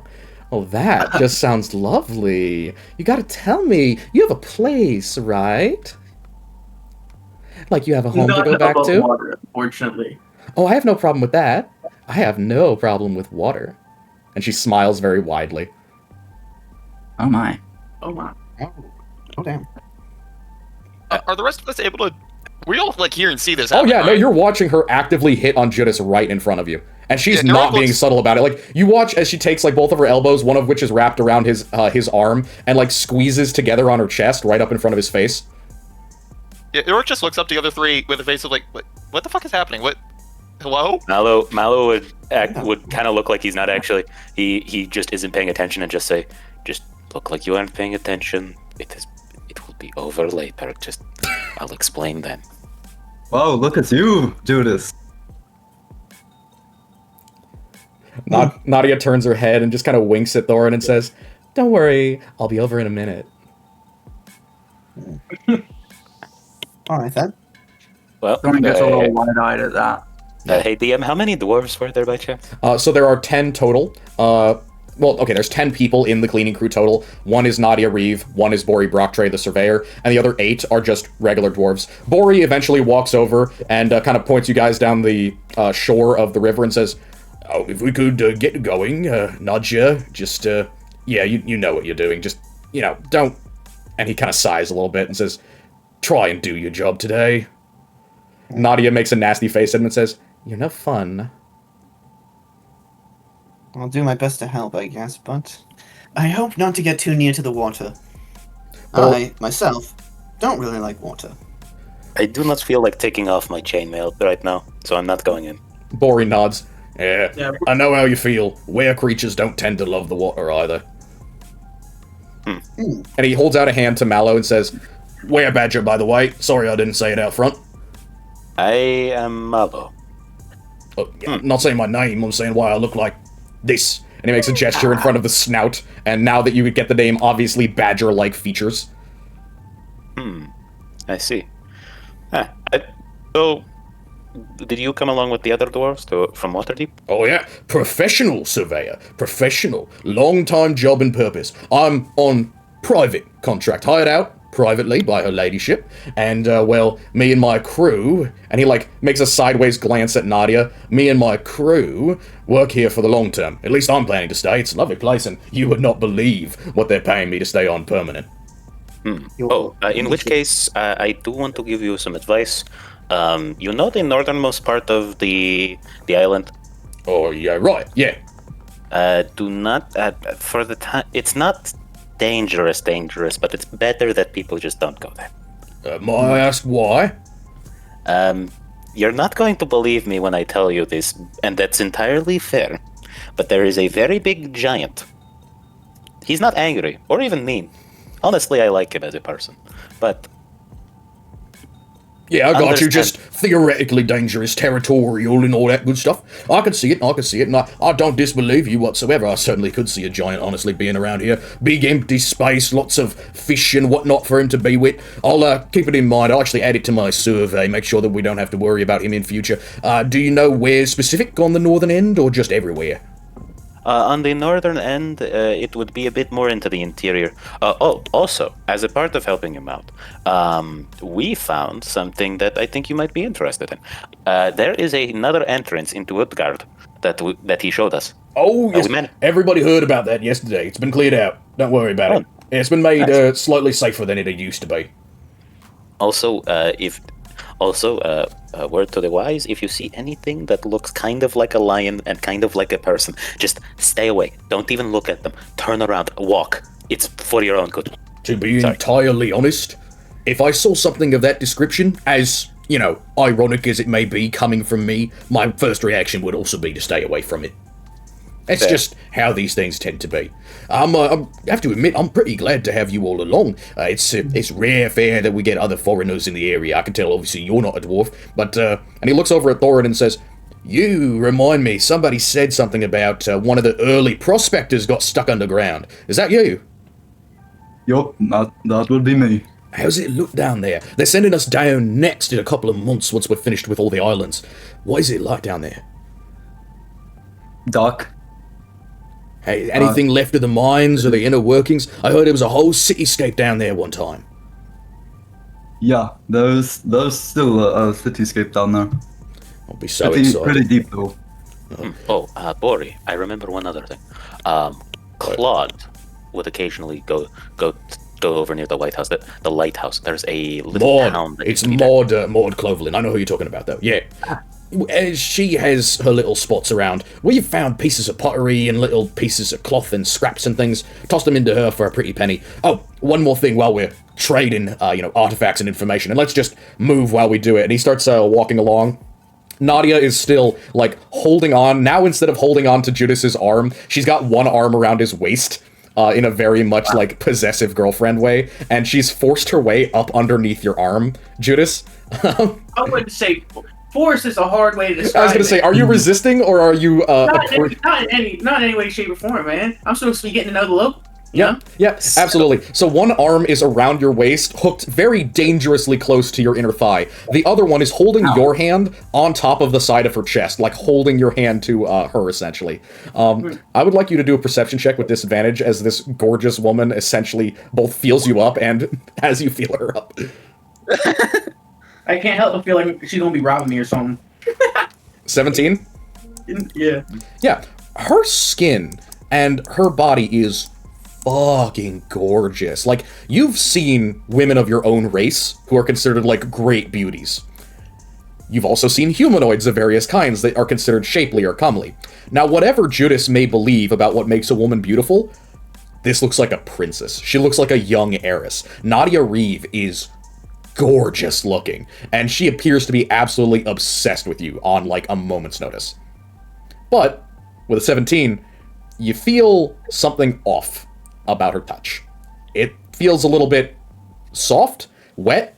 For a moment, you're like, ah, yes, woman, of course, lovingly soft, like a pillow. Then you squeeze a little bit, and you're like, that's a little bit off. It's a little bit strange.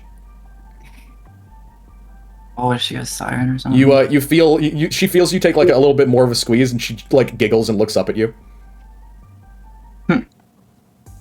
All right, so What was her name, Nadia? Do I have a chance to? Yeah, look Nadia. forward? Nadia I was gonna- Reeve. It's right here. Yeah. Well, hey DM. Yeah, Before sorry. that, I was gonna interject at some point, but Go right now ahead. that we Yeah, have- I apologize. Salem was like, "You said something about your ladyship. Is she some sort of noble?" Bori like rolls his eyes very slowly and says, "She's a friend of mine. Just let she." He like seems a little bit at a loss for words and kind of like flaps his hands a little bit. You hear the clicking of claws, and he goes, "Just leave her be and let your friend experience what he can." Alright. He's only friend insofar as he is a working friend. Well, we're all working friends here, after all, and pause for just a moment. Just a question while we're sharing things back and forth. I have gone down into the mine for the initial assessment survey. There was one spot I think might be helpful for both me and for you guys in future. I found an underground spring down there, in the grey zone, as they're calling it. That spot seemed a bit dangerous. I explored it, some other dwarves with me, found it had some very dangerous things in the water. Managed to grab a couple of them, pull them out, wasn't sure what they were, seemed like some sort of thick, viscous fluid. It was within like a week or two of the actual colony getting set up, let me think, about a month ago now. I came over with one of the first boats, but, well, I'll explain to you exactly what happened in a few minutes. And he, like, takes a look back towards Judas in the water, but he says, so if you're down in the grey zone, you might find that spot. Might be worth a look. And I'm sure she knows other places as well. She's been down there too. And he gestures to Nadia. Nadia's been down there? Oh yeah, great Nadia's exploress. been- Great exploress, whatever you call it. Huh. Doesn't necessarily look like the type to be exploring, especially in a outfit like that. Thought someone would wear something more practical. Bori smiles and shrugs. Seems to do her fine, don't it? When she has a helping hand. And he like gestures over, and you can see that even though she like faked a slide at the very beginning, she's been walking with absolutely no problems since then. So it seems like my work friend may have a good bit on his hands if that's the case. Oh, you can just ask her and she'd be on you in a heartbeat. I have a quick question from Ulrich. Has he heard of any type of phenomena or creature that he's describing with the slime in the water source in the gray zone? Give me a nature check, please. All right. Because this is not uncommon. As far as That's a hard 20.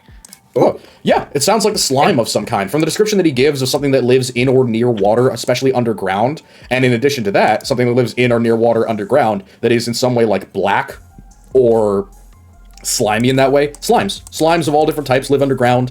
They clean out dungeons. They're sometimes used to clarify, areas of trash and whatnot. They live in underground water sources because it keeps them hydrated. And the black one reminds you of a black pudding. Which is, I'm not sure if you're aware of D&D lore, but a black pudding is a very dangerous type of slime. Oh, I just thought you were talking about actual black pudding, and I was looking. No, not actual black pudding. Yeah, Like, I was it's confused for a second. Like, what the I hell was are you getting a talking little- about? okay, every other slime in D&D is called a something slime, and then the black pudding is just a black pudding. The black I pudding think it works. is a tar-shaped slime that is incredibly acidic to the point where I believe it melts through weapons. With a natural 20, your immediate thought would be, oh, that's a fucking black pudding, a black slime. Ulrich thinks for a moment. This could be a slime of some kind in the basin or upstream, maybe. Oh, it's certainly possible. I don't think it'd be too hard to clarify, though. And after all, we do already have a pretty complicated water processing, thing in the pump house, and a couple more years, couple more pipes, a few things thread down through the mines. We could have a way to use wastewater to clear up things out of the mine, and then have ways to get drinking water out of the streams. But that's secondary to trying to get parts of this river to get into the mountain. That would be the number one, because apart from rain, this is the most efficient source of water. There is an underwater source here, somewhere underground. We're not entirely sure where, but it's at least reliable enough that this thing is, I don't know, mile 2-3 long, and consistently 15 to 30 feet deep. Okay.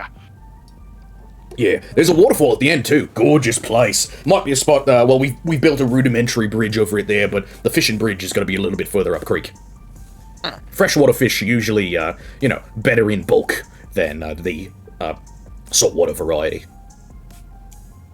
Alright, so as you guys continue on down the coast, anything that you guys want to do before we get to the spots that might be good for fording? I did have one question. So of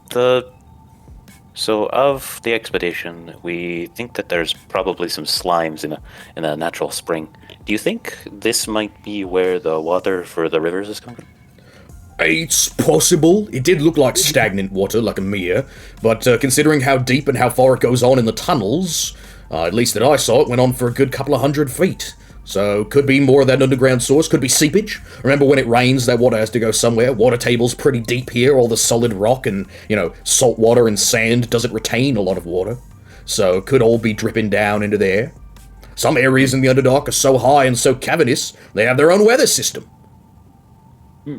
Really? Not many of those, but there are some. Mile-high ceilings up into the darkness, little clouds and perspirant and congealing hot and cold air. I've only seen them a couple of times, and that's only in the mountains back on the continent. Gorgeous place, gorgeous things. Anybody else? Judas, she's just continuing. Every couple of seconds, she gets closer and closer to trying to plant a kiss on your forehead. How tall is she? I thought she was a dwarf. She's not a dwarf, she is a humanoid, or human Oh, specifically. she's just a... Oh, okay. Yeah, she's regular human. This image that I have here, accurate.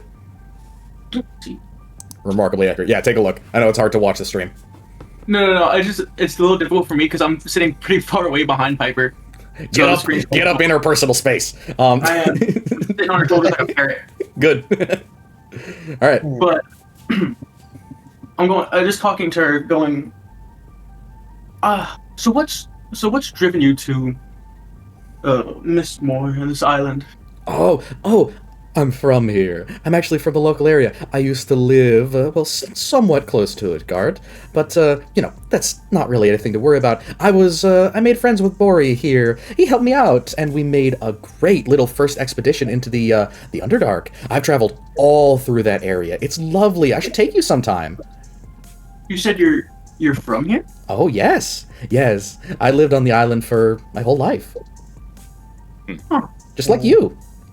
That's a shame we've never met. Yeah, I know. I don't really go near the ocean. I don't do water all that much. It's kind of... Hey, Diab. I thought she Hey, just... Diab. Do I believe her? You can give me an insight roll. What was that, Thorin? You know I what? thought she just said she was fine with water. She did. Hey, DM, also, I'm going to add my D6 inspiration You to this, get you get the feeling that her first saying, I'm okay getting wet, is not the same thing as I'm okay with water. Oh. One of these is suggestive. One of these is literal. On these things, it's not like Oh, the yeah. other. Wait, With a do you 14? mind if I add on my D6 inspo for that? With a 14, you can tell she isn't lying about saying she's from the island. Oh, okay. But nothing else. Nothing else. In which case, Judas, I'm sorry, miss, but I would like to please talk to my colleague here for a minute. She gives you like a bit of a look up and down and says, you should really wear less metal. It's not really working for you. I will wear whatever my god demands I god. But also, please let me talk to the fish, man. Yeah, she drags her hand a little bit across Judas's abs and then kind of pulls away slowly, rolling her eyes. Judas, will you please come walk with me for a minute?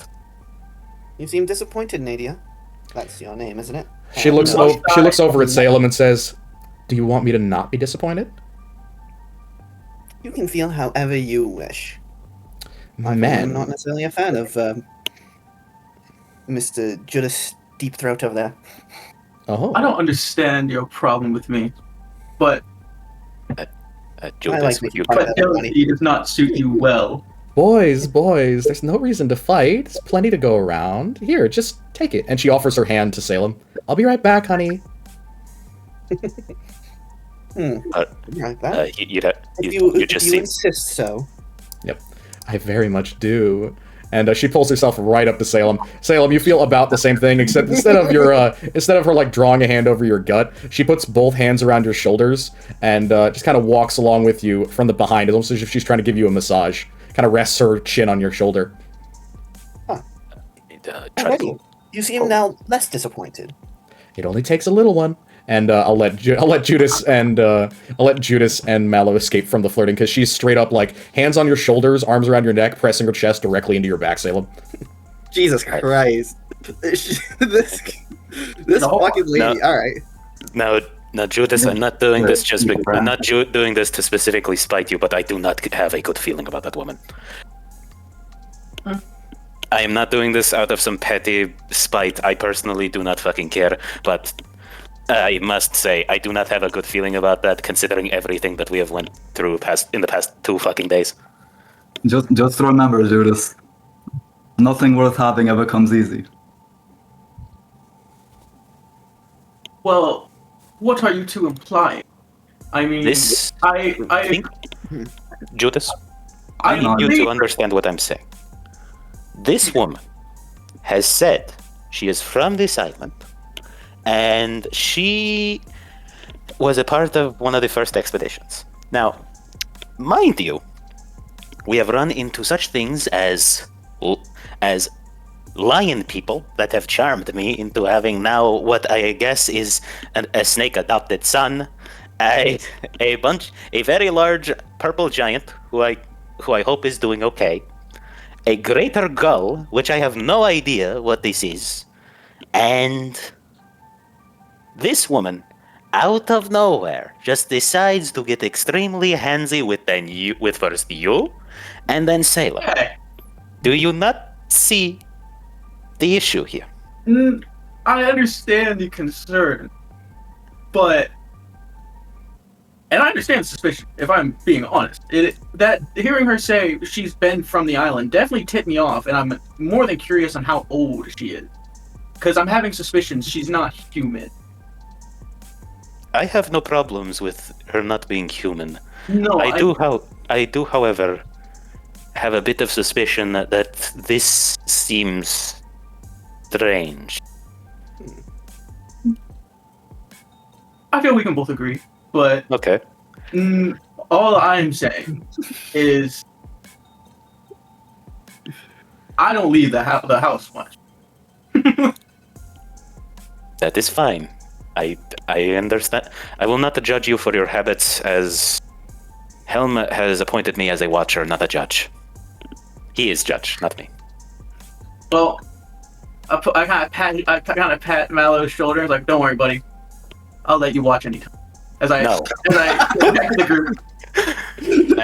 Judas, I say this with absolute honesty. I do not hate you, but if you imply such things again, I will turn your hand into the next fillet to give to Shala. D4 for Judas Deep Current of Inspiration. A D4 inspiration. Anyway, I'm geeked. I do want to talk a little bit more to Nadia. I'm going to let them finish this conversation first, and then, yes, we'll get back to Nadia. Nadia, not Nadia. It's Nadia Reeve. Nadia Reeve. Thank you. Is that it? Just, I'll let you watch. I was like, I only jest. If I hear that little... I'm sure you wouldn't be interested in hazing anyhow. But, care to get back to the group now? Well, I might. Thank you. I'm sorry, what? So as that is spoken and dealt with separately, Nadia is hanging off of you, Salem, very much kind of just pretending like she's not doing what she's doing right now. Yeah. So, I do have a few questions. Are you some sort of noble? You seem very, well dressed. Yes, thank you for noticing. I am a princess amongst my kind. One of the children of lineage. A royal, yes.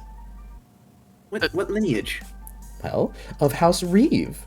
We, good friends of Clan Cord now. We're, helping out with the colonization efforts. You know, I'm friends with Bori. We're surveyors together. I just happen to be a bit more adventurous than he is.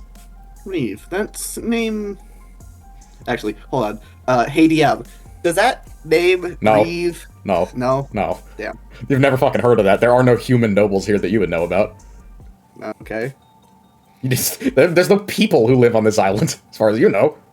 Okay, I was gonna say, have I heard of that just in No, general? as you're thinking, she asks back at you, you know, you're pretty cute. And this, lute, and she traces her finger over it, doesn't look like it's for show. Are you a musician? If I'm paid, yeah. You want money. Good. Is there anything else you take in trade? Oh my god, dude. if you're going to offer something, I'd rather you be direct about it. Oh, direct. Elves are always so serious. Fine. How's this work? And she pushes her head around your shoulder and taps the side of her mouth. Holy shit! Dude, oh my god, she's the giga whore, dude. We ran into fucking Bonnie Blue. There's a better term, Jezebel. The phrase is Jezebel. Oh god. Sorry, this is 2026. We only call women Bonnie Blues now. Jolene, Jolene, Jolene, Jolene. Yeah, regular old Joe. Alright. Sorry. Well, maybe an intriguing offer. I feel that would be unprofessional. Oh, boo. Unprofessional. What would be professional? You need more? Do you not have any money? I Well, do, you went up. but that's so much less fun. You know, you don't have to perform publicly. It could be private. You would want a private performance from just me? I didn't say that. She kind of twirls a lock of her hair in her finger. God.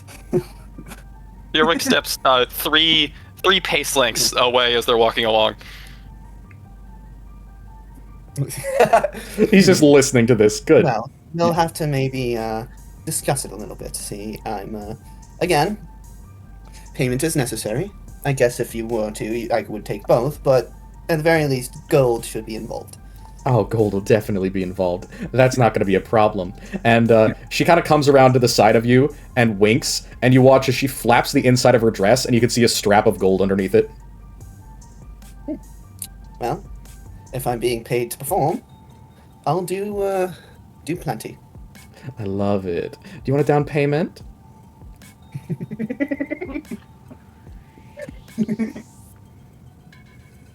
Judas, you can hear and see this at this point. God damn.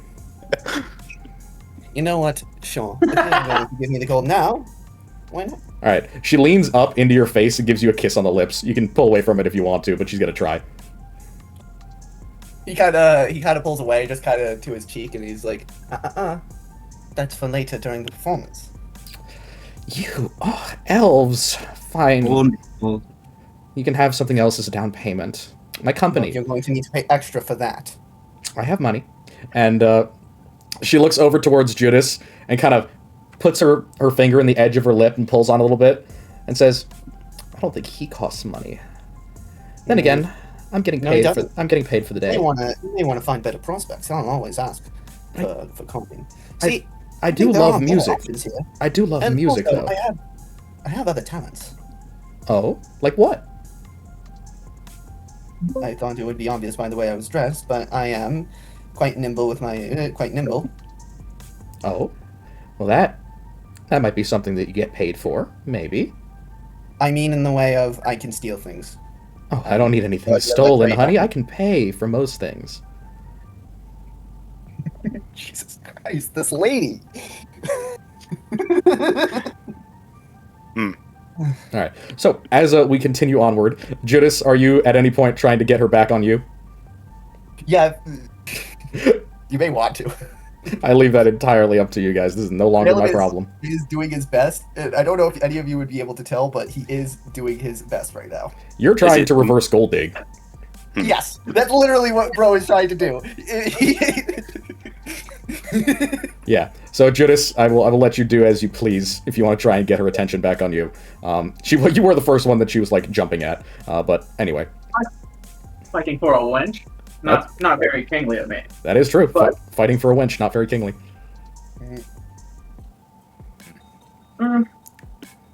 Last opportunity before I have some rolls going on. No, I'm not. Judas isn't that deeply interested. He likes the attention because he's a little bit. He's just an attention whore. Yep, entirely reasonable. So she sticks hanging off of Salem, and at a certain point during this, she basically pulls out a coin purse and starts weighing it in front of him, but doesn't actually say or give him anything yet. At a bend in the stream, you watch as Bori takes a few seconds from his standard surveying, pulls off his maps and papers and everything, and says, "All right, here's a good spot. I thinking it'd be time to go across." And he looks over to Judas, "If you don't mind." But of course, I can. All right. He says, "Be careful. as you're going in, I need you to do two things for me. One, take this rope, and he pulls it over to you, bring it as close to the bottom as you can, as far from the, or as close to the shore as you can. So swim straight down, as far as you can go, and then get tight to the bottom, alright? I'm gonna pull on it, you pull back, and I'm gonna figure out how deep the stream is that way. Okay. And then if you can tell me how strong the current is, that'll be just as helpful, alright? Alright. Perfect. Sounds easy enough. Go right ahead. And he holds onto the other end of this plumb line rope. Alright, proceeding into the water, does anything happen beyond just what I'm supposed to do? Well, there's two things. One, can you give me a quick athletics with advantage because you are able to swim, you have a swim speed. This is actually a pretty quick-moving river, as far as everything is concerned. So if you were to, like, drop a stick in here, it would be gone within, like, a minute or less. Lucky for you, you have advantage. So with your swim speed, you can swim against the current. Again, you're used to the ocean. The ocean has strong currents, but not by the coast. So you're kind of struggling a little bit, but unlike normal people, you can breathe. And there's basically no problem with you staying down for as long as you gosh darn feel like it. So it takes you about a minute. You get down to the very bottom of the river. It's silty, it's dark, it's not very clean, but at the very least, it is cold and cool.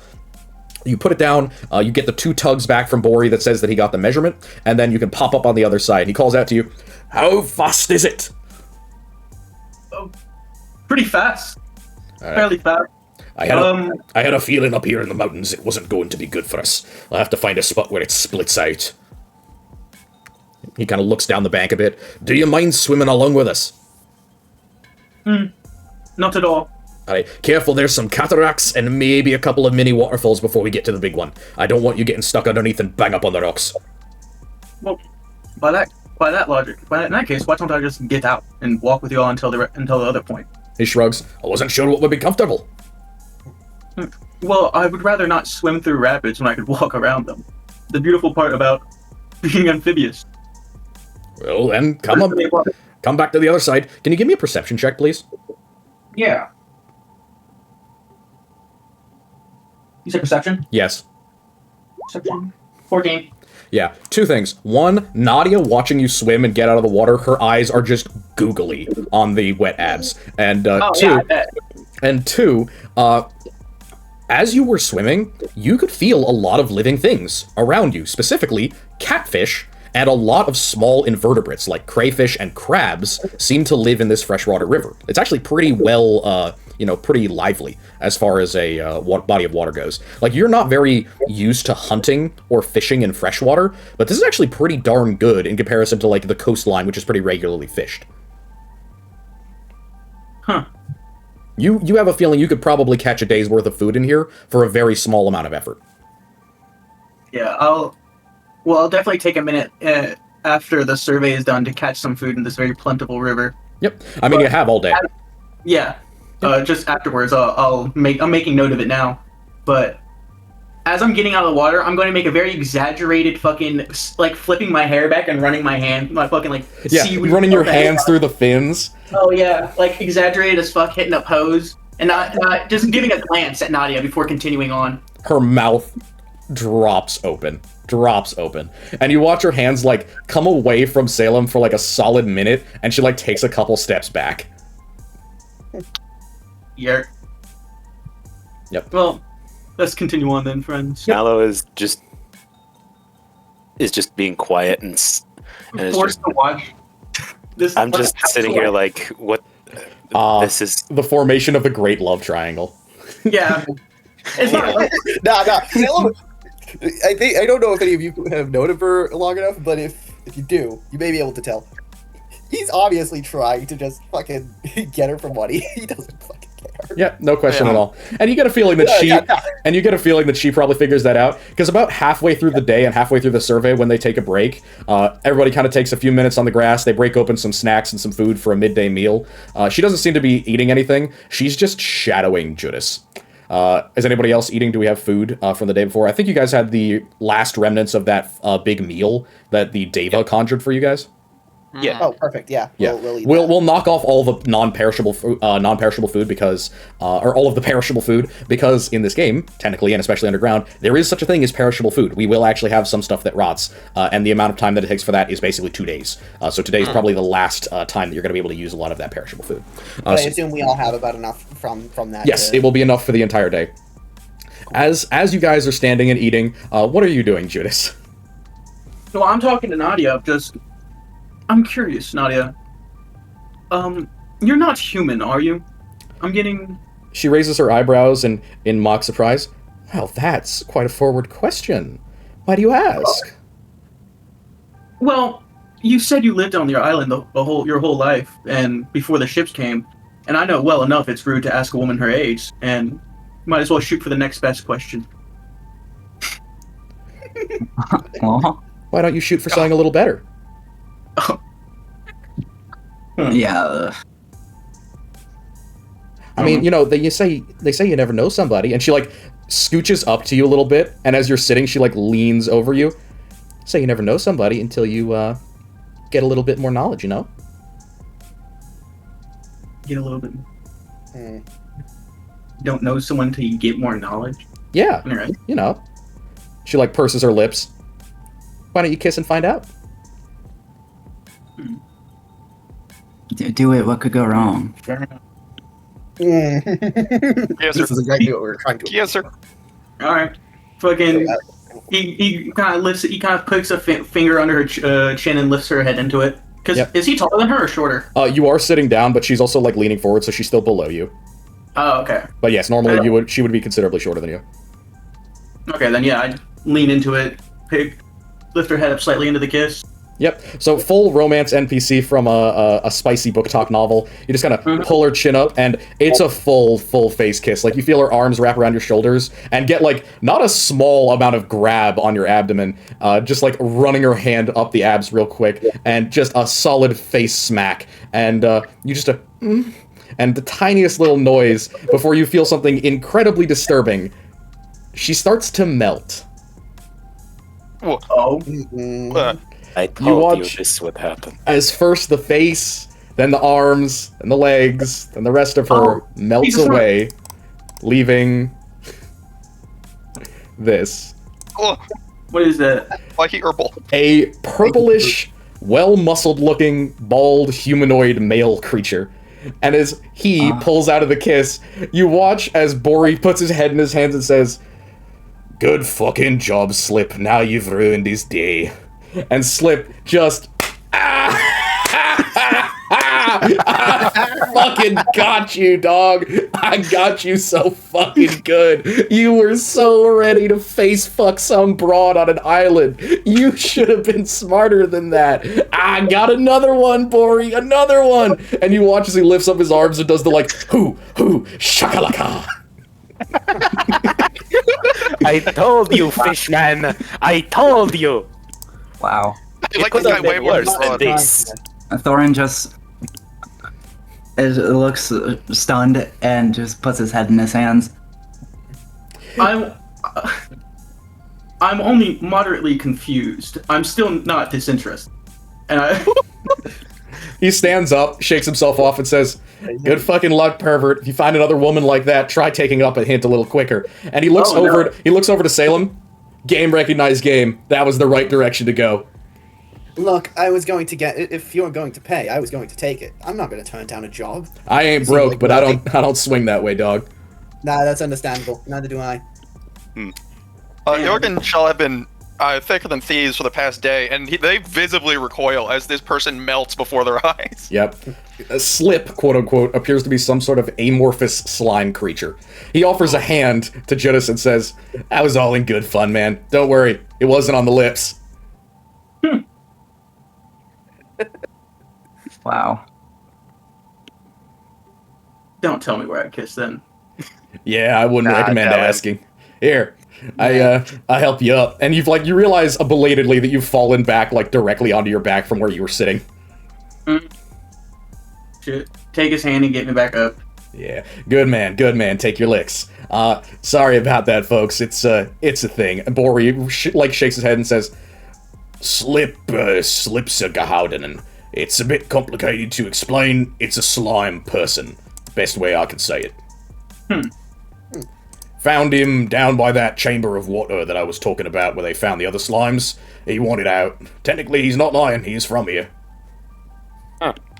Trust Well, me, he did the same thing to me. It's just a riot package. Slip makes another, like, flex motion. That is 10 out of 10, baby. No problems. 10 for 10. Dwarves fall for it every time. Here, watch. And you watch a Slip change his form into this massive breasted dwarf with curly red hair and, like, dimpled features. Bori looks away quickly. Is that how he got you? I don't want to talk about it. Look, it takes like multiple days to get down into the Underdark and 6 weeks to get here. You know how crazy you get in the dark for days after being in the dark on a ship for weeks? Oh, please, it's not that bad. It's pretty Hey, bad. You've never been down there. Oh, so presumptuous.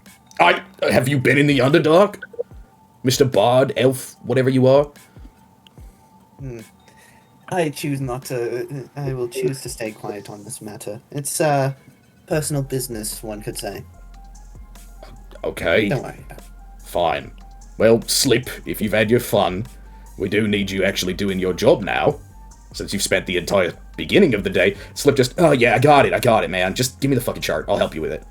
And you watch as Slip puts his hand over the chart, and everywhere that Bori has placed ink, the tiniest well of his slime penetrates into the paper and starts to move, filling out all of the gaps in the ink. Any areas that have become warped or affected by air or by humidity flex back into place, as if, like, living ink was poured into them.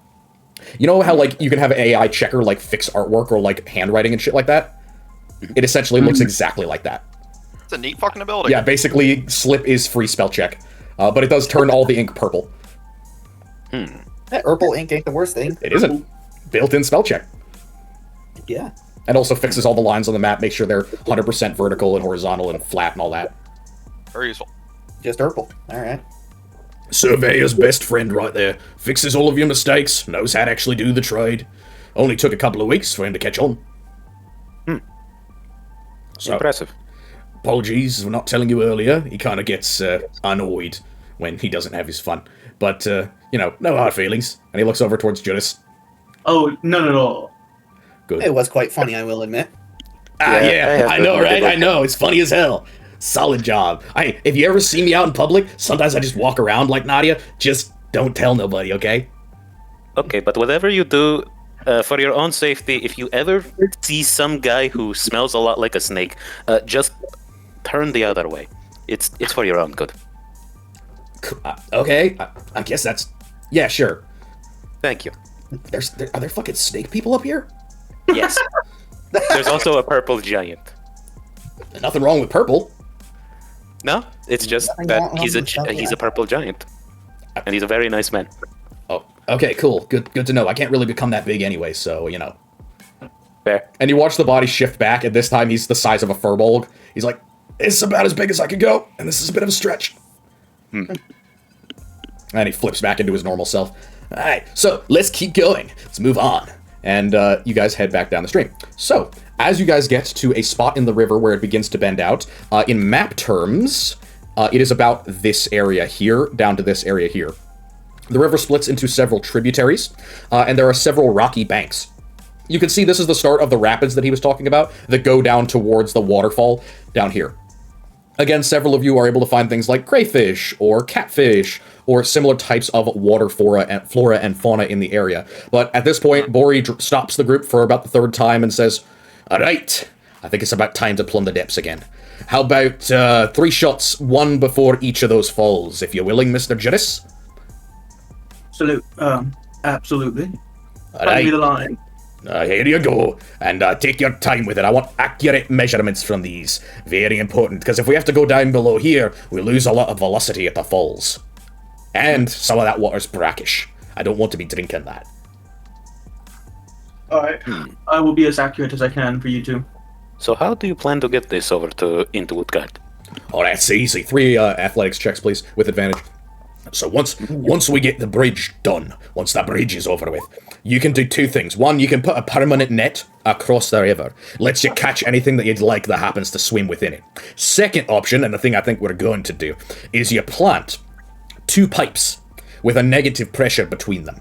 And you bring that pipe through the side of the mountain. Takes a couple of hours, but it can be done. And you drill a hole deep enough so that you can get a spigot. And if you can get a spigot high up in the wall, you can flood certain areas, process the water, or just flow it directly into a central system for water distribution. We already have one because of the pump house, but we just have to hook it up to a water source. Plus, we're not worried about watering the deepings. There's so much empty space beneath us, you could dump millions of gallons right down the center of the hole in the city, and you'd be good for years. Not that we plan on doing that, but after all, why not use it if there's an opportunity? And from what I saw down there, it goes a might bit deeper. And of course, and he looks over to Slip. Slip, didn't you say there's some big fucking arch, big doorway down there that went even further? And Slip says, yeah, it was a great spot for, hunting for stuff. It was like a big archway with a bunch of fancy lines on it. Looked like somebody had built it a long time ago. That sounds familiar. I might have stumbled upon something similar. Oh yeah, you know what it was. And you do actually remember what this is. What he's referring to is a large gate. It is a pretty big one. You would describe it as somewhere like 15 or 20 feet tall. But yeah, you don't remember too much in detail about it, just that it had runes and writing on it, and that there's a bunch of detritus, rubble, and other really old things around it. You didn't take too much time looking through it because, after all, you were stuck down there for a long time. Question, Slick. Not a sightseeing opportunity. Yeah, sorry. It's Slip, by the way. Slip, as in slipping on the rocks. My apologies. Slip. There was one thing that... Forgive me if this is insulting, but there were these metal blob creatures that I found in the temple that were trapped by the priest. Would you happen to know anything about them? They couldn't speak beyond vibrations, if you will. Shrugged his shoulders. Sorry, man. I lived most of my life in that same chamber of water that he was talking about, where all the other slimes were. Yeah, I just happen to be able to talk. Makes it real easy to get things and, get out of there. It was a lot easier. Plus, I wasn't lying when I said I explored. I've been all around what you guys call the gray zone. And, wouldn't go back there. Miserable, dark place for the most part. But, I don't remember any metal. As you can see, I'm not really... And he kind of, squeezes his own chest and pulls out some of the slimy material made of that. Nor do I really understand what metal is. It's not kind of my thing. You get it? You dig? Fair enough. Fair. There was... When I found them, they could not... They seemed to want to leave, and they would go towards basically the closest water source. I think they just were trying to go somewhere. I mean, if they went anywhere, they probably went deeper underground. There's miles and mines, a couple 100 feet of other stuff that they could have gone and done. Even the gray zone is massive, and it only gets bigger from there as far as I can tell. Though I never went any further than the very bottom where I said that, gate was. Yeah. I'm sure I could point it out to you guys if you, figure out your way around down there. I mean, I'm not coming with you. I got a job to do. Plus, I like staying in the sunlight now. It's fancy. All right, so Judas, as you're swimming, you're able to get accurate depth readings for all 3 of the pools. But as you come up on the other side of the final one, you feel something tickling your leg. Leech? It is not a leech. As you look down, there are several snakes swimming around in the water. Some of them are swimming towards you. And you can see more of them on the bank. They look like they're sliding out of some sort of slat or lattice made out of branches. And then you take a closer look. No, those are the ribs of a dead animal. They're sliding out of this corpse in what looks like a gang of 30. Well, I'm going to ask him. I can speak to him. Yeah, you can. Oh, what are y'all doing? You watch as the snakes pause in the water, their tongues flicking out, several of them trying to scent you at the same time, and then they turn their heads and look right and left as if they're not sure who just talked to them. Wait, I draw waving at the snakes. Hello? What are y'all doing? One of the larger snakes swims up to you and says, "You are food?" I offered... So yeah, did they ask if I offered food? They asked if you are food. No. You smell like food. Sea worm no food. You smell like food. Unfortunately, I bite better than I taste. You bite harder than sea worm, maybe, but do you bite harder than sea worm? and you watch as its head tilts over the side, and you see about a 3-foot-long crocodile, less than a meter away from you, from behind you. How big of a crocodile? 3 feet. 3 feet? It's still small. It's not a huge crocodile, but just above the surface, it's about 3 feet long. I can wild shape into a bigger crocodile. You technically can. I'm absolutely going to do that. Yeah, so the rest of you watch as Judas, surrounded by serpents, and with several small crocodilians on each side of him, the sea worm and the sewerm, respectively, he whoosh, wild shapes into this wide, thick-bellied, flat-bodied, greenish form, and the crocodile instantly fucking terrifies all of these other reptiles. You watch the snakes swim away like an army of terrified ribbons. You watch the entire surface of the water kicked up angrily as these 3 separate crocodiles spin in an angry circle and start swimming back towards their burrows, as there appears to be a new king on the waterfall. Oh, come now. I told you I won't. I could come not as a foe. You just transformed into an apex predator. Yeah, well, I mean, they asked if I bit harder. And I gave them proof without biting. You know what I mean? I feel they are nice. very gone. Well, Remember, they're still animals. They're not really capable of understanding ultimatums. Like, Real shit. they just saw a much bigger crocodile emerge, and they were like, all right, time to fuck off. Go. all right, that's cute, y'all. We gotta go. That's curtains, y'all. This ain't it, Chief. Not. But Now that the snake problem is taken care of, well, just my snake problem, rather. Yep. I have an idea. DM, does the sacred bolt spell that I've got function like regular electricity? Sacred bolt? You only have Or sacred flame or guiding bolt. Guiding bolt. Guiding bolt is not electricity. Guiding bolt is radiant damage. It is light. I see. Photons, lasers, whatever you'd like to call it. Ah. So you guys watch like just the water get Uh, churned up, and then they're gone. Sorry, go ahead, Salem. Sorry, I was gonna say something stupid. Don't worry. Okay. So as you was give the thinking measurements back to our boy, I assume, do you come back up onto the shore as an 8-foot crocodile? Sure. Uh-oh. Yeah, you come back up onto the shore. Several of the dwarves who didn't see the transformation kind of back off as they see the crocodile. Obviously, your companions know that it's you. And Bori kind of taps on the ground for a second and says, I'm not sure if you can understand me like that, but I do need, those measurements, if you will. Just checking that you were at the bottom each time, because I have them here, and he checks off on a notepad where he has the depths marked. He's asking, well... He's asking I'm you, gonna but no, you cannot speak because you are a crocodile. Yeah, I was gonna wild shape back and just tell him that. Yep, okay. And he says, well, then that's probably the best spot for a bridge. I will keep that in mind. Thank you all for the help, and I will release you of the rest of your duties. If you need to know where either of those, spots down in the grey zone were, I'd be happy to point them out for you. And so it's lit. Oh, great. Nice. Thank you. All right. You all take care then, unless there's anything else you need from us. Can't say there is there? Slip makes a gesture towards you, like blowing you a kiss. You I sure? want one back.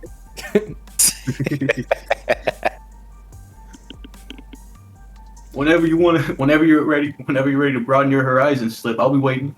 I got you, bro. We're gonna have a drink sometime for sure. Not that I really do drink the same way that you guys do, but close enough.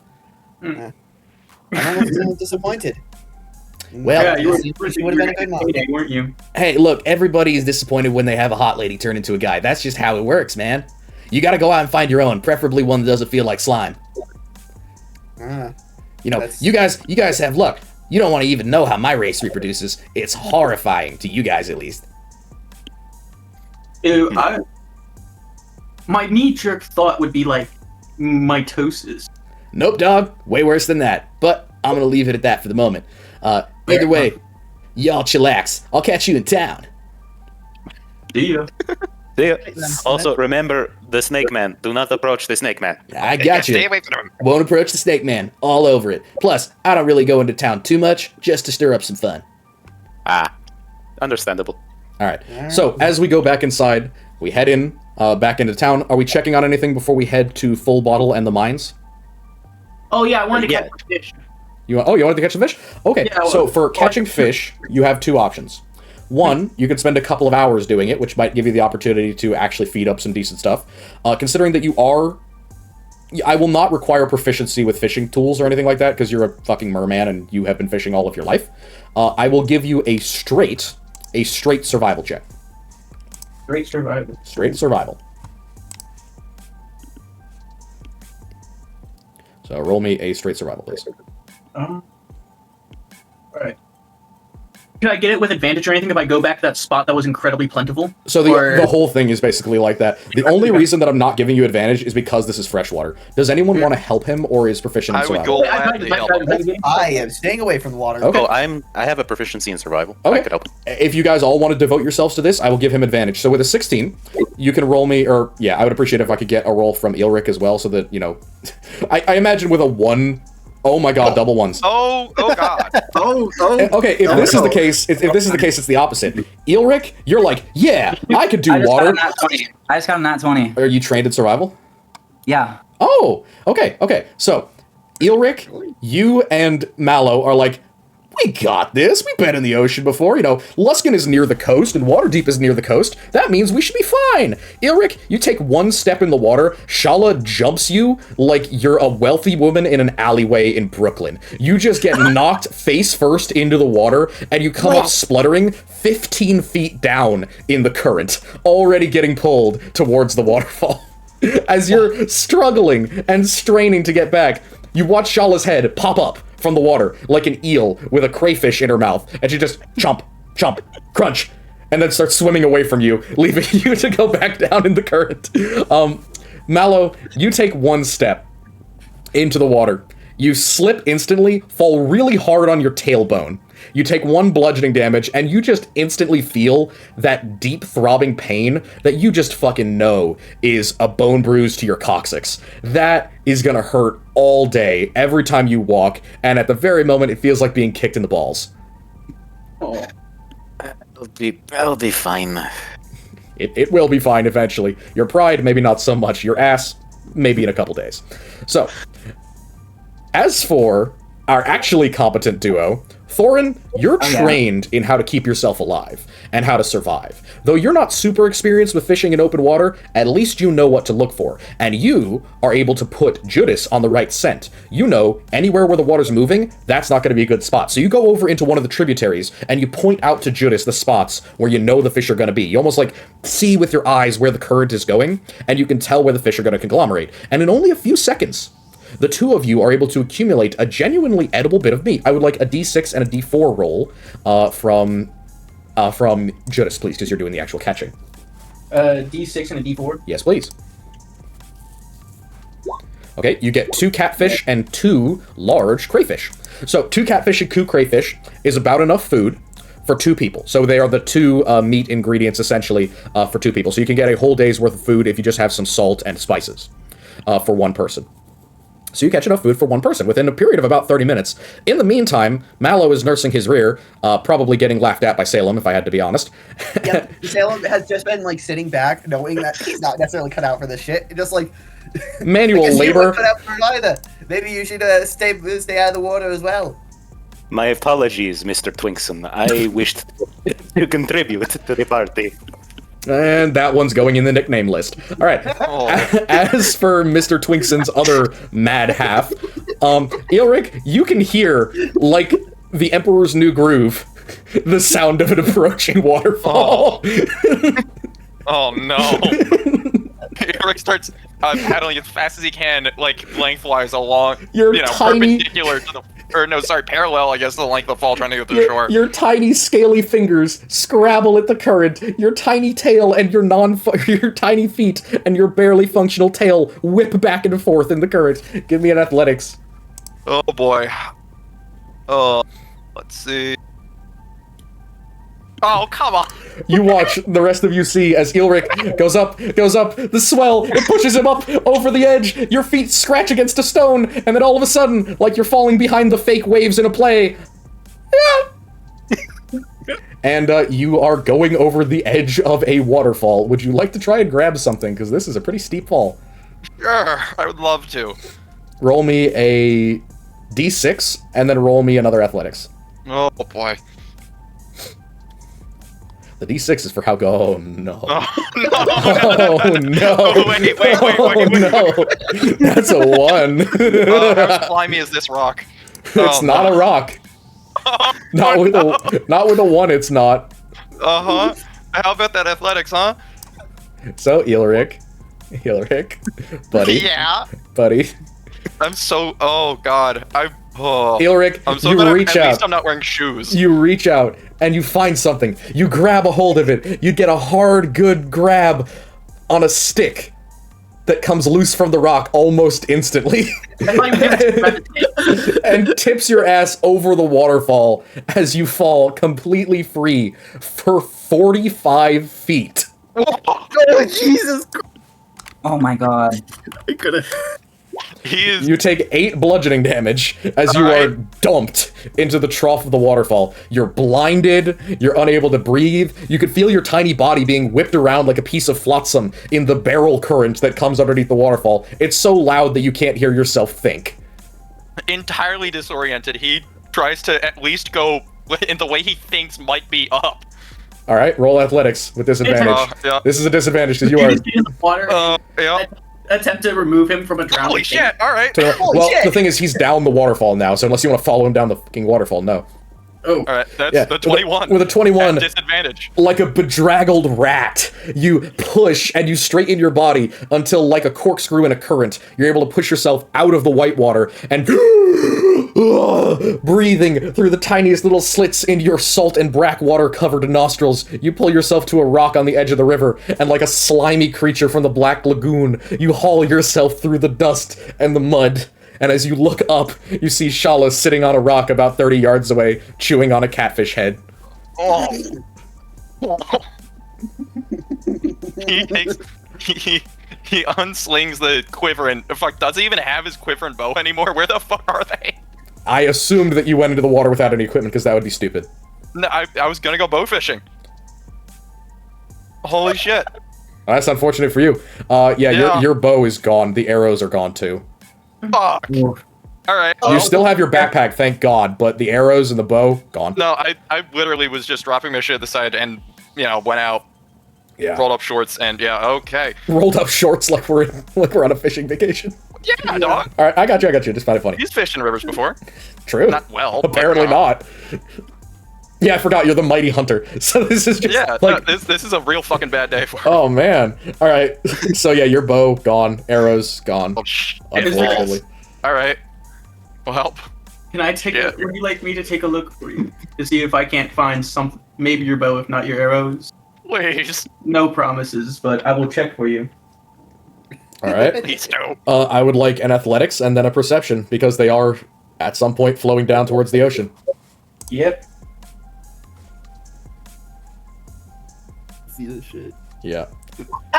Athletics and what was it? Perception? No. You did perception doesn't even matter. Not with a 7 and a 0. So as you get into the water to start to try to swim, it's way too strong by the waterfall for you to effectively try looking for shit. The only thing that you find with your good perception is 2 arrows that have gotten stuck in the froth, and you're able to pluck them out. That sucks. Well, here's the keepsakes, brother. See if you can throw them real hard like darts. You've never seen a creature this small with such a pure sour and unfathomably unfortunate expression on his face. You look like you've just bitten into a lemon. Yeah. Man, that's rough, buddy. Can I get over to where Ulrich is? Yeah, I mean, yeah, you could just walk down around the waterfall.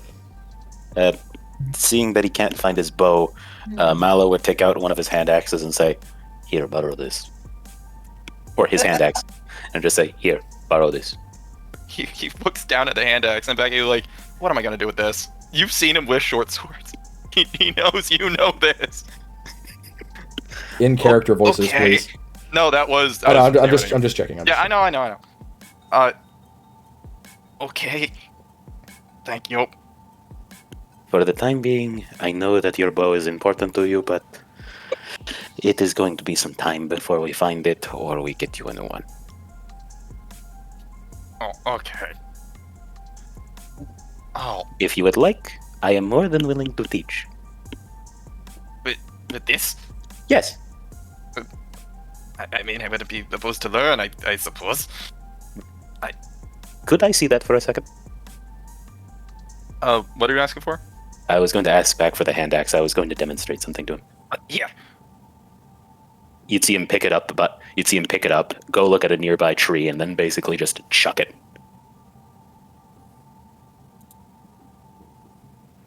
Basically as like axe throwing, you know? Gotcha. Are you trying to like instruct him or what? I was just giving kind of an example of like, here's one thing that might kind of work as an option. Okay. He runs back to retrieve it, and he tries it himself. Roll an attack. What is that? Strength or Dex? That would be Dex for a thrown weapon, I think. Yeah. Alright, cool. Sure. Yeah. 24. It's accurate enough. You hit the tree that you were aiming at. He wants to grab it again and tries it again. You don't have to go through that. I think I have 2. Oh yeah, I got a second one from my...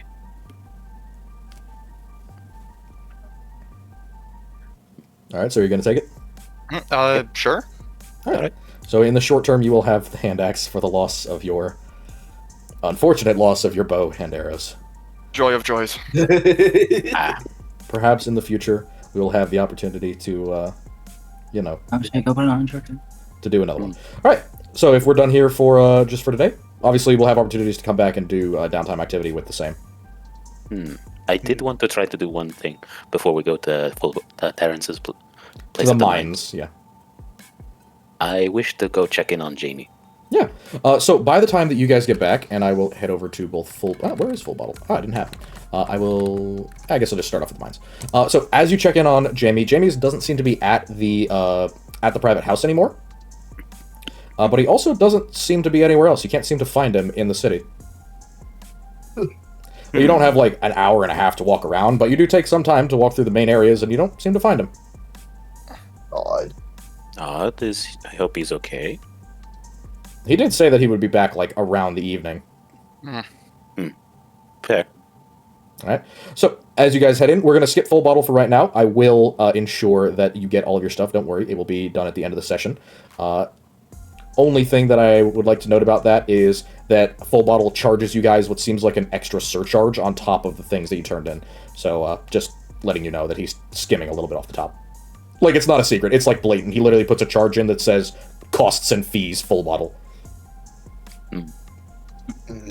So you can confront him about that if you'd like. But as you guys go down into the mines, because I want to have today be the day that we actually get into the Underdark, or into the... It's not technically the Underdark yet. We're still on the other side of the mines. As you guys get down at the beginning of the Gray Zone, again, there are other ways into the Gray Zone. The most obvious way would be jumping into the giant hole in the middle of the city, but that is several hundred feet deep, you have been told, and would require either a good bit of rope and some strong upper body strength, or someone to construct a ladder of some kind. So, in the meantime, the mines are the easiest way. Lots and lots of dwarves are down here. Not only are there people working on the actual exterior of the mine, moving spoil, getting rid of broken down or damaged housing, refurbishing some of the old mine buildings, like one of the smelteries, one of the storage facilities is being fixed up. A lot of it is getting, like, fixed up with new wood. Stones from various other construction are being reused, try and put them together and rebuild the houses, the buildings they were made in. But in the interior of the mine, it's almost entirely new stuff. All of the wood beams and pylons for shoring have been put in. A lot of webbing and nets have been put in to stop dust or any other things collapsing out of it. The only product you can see out of the mine thus far is an ever-increasing pile of spoil. If you don't know what spoil is for a mine, it's basically rocks. So, big, big piles of rocks. You're not sure if that means that they've found nothing so far, but it does seem like they haven't found much of incredible value. As you guys get down further, maybe 2 or 3 levels into the mine, you start hearing shouting. The sound of dwarves running and screaming and shouting from down below in a passageway that you were told to continue on down if you wanted to get into the Gray Zone proper. And as the first few of them manage to come out of the mine, you can start hearing what they're shouting about. Slugs! It's the fucking slugs! My tools! They killed all the damn slugs! And that is where we are going to end the session. Damn. Look. On a slug cliffhanger. Alrighty. Any last minute questions for me? That has been a very wonderful session, honestly. Not Timing at wise, present. Good Not progress. Yeah, we did. Good clip. That was Yeah, that was almost exactly 3 hours. I only just stopped like twice. Very good job. All right, thank you all for coming back. I'm not sure who's going to be here next week. We'll have to see. I would appreciate whatever work you guys have done. I really appreciate you guys being here. Thank you all for joining us. Again, we will have some logistics at the end of session, but we also don't need to record that because part of it also includes buying food, equipment, and all that, and getting the money out of Full Bottle. In the meantime, thank you all so much. Say goodbye to the listeners at home. Bye-bye. Bye, everybody. Bye. Thanks for watching. And I wish you all a lovely good night.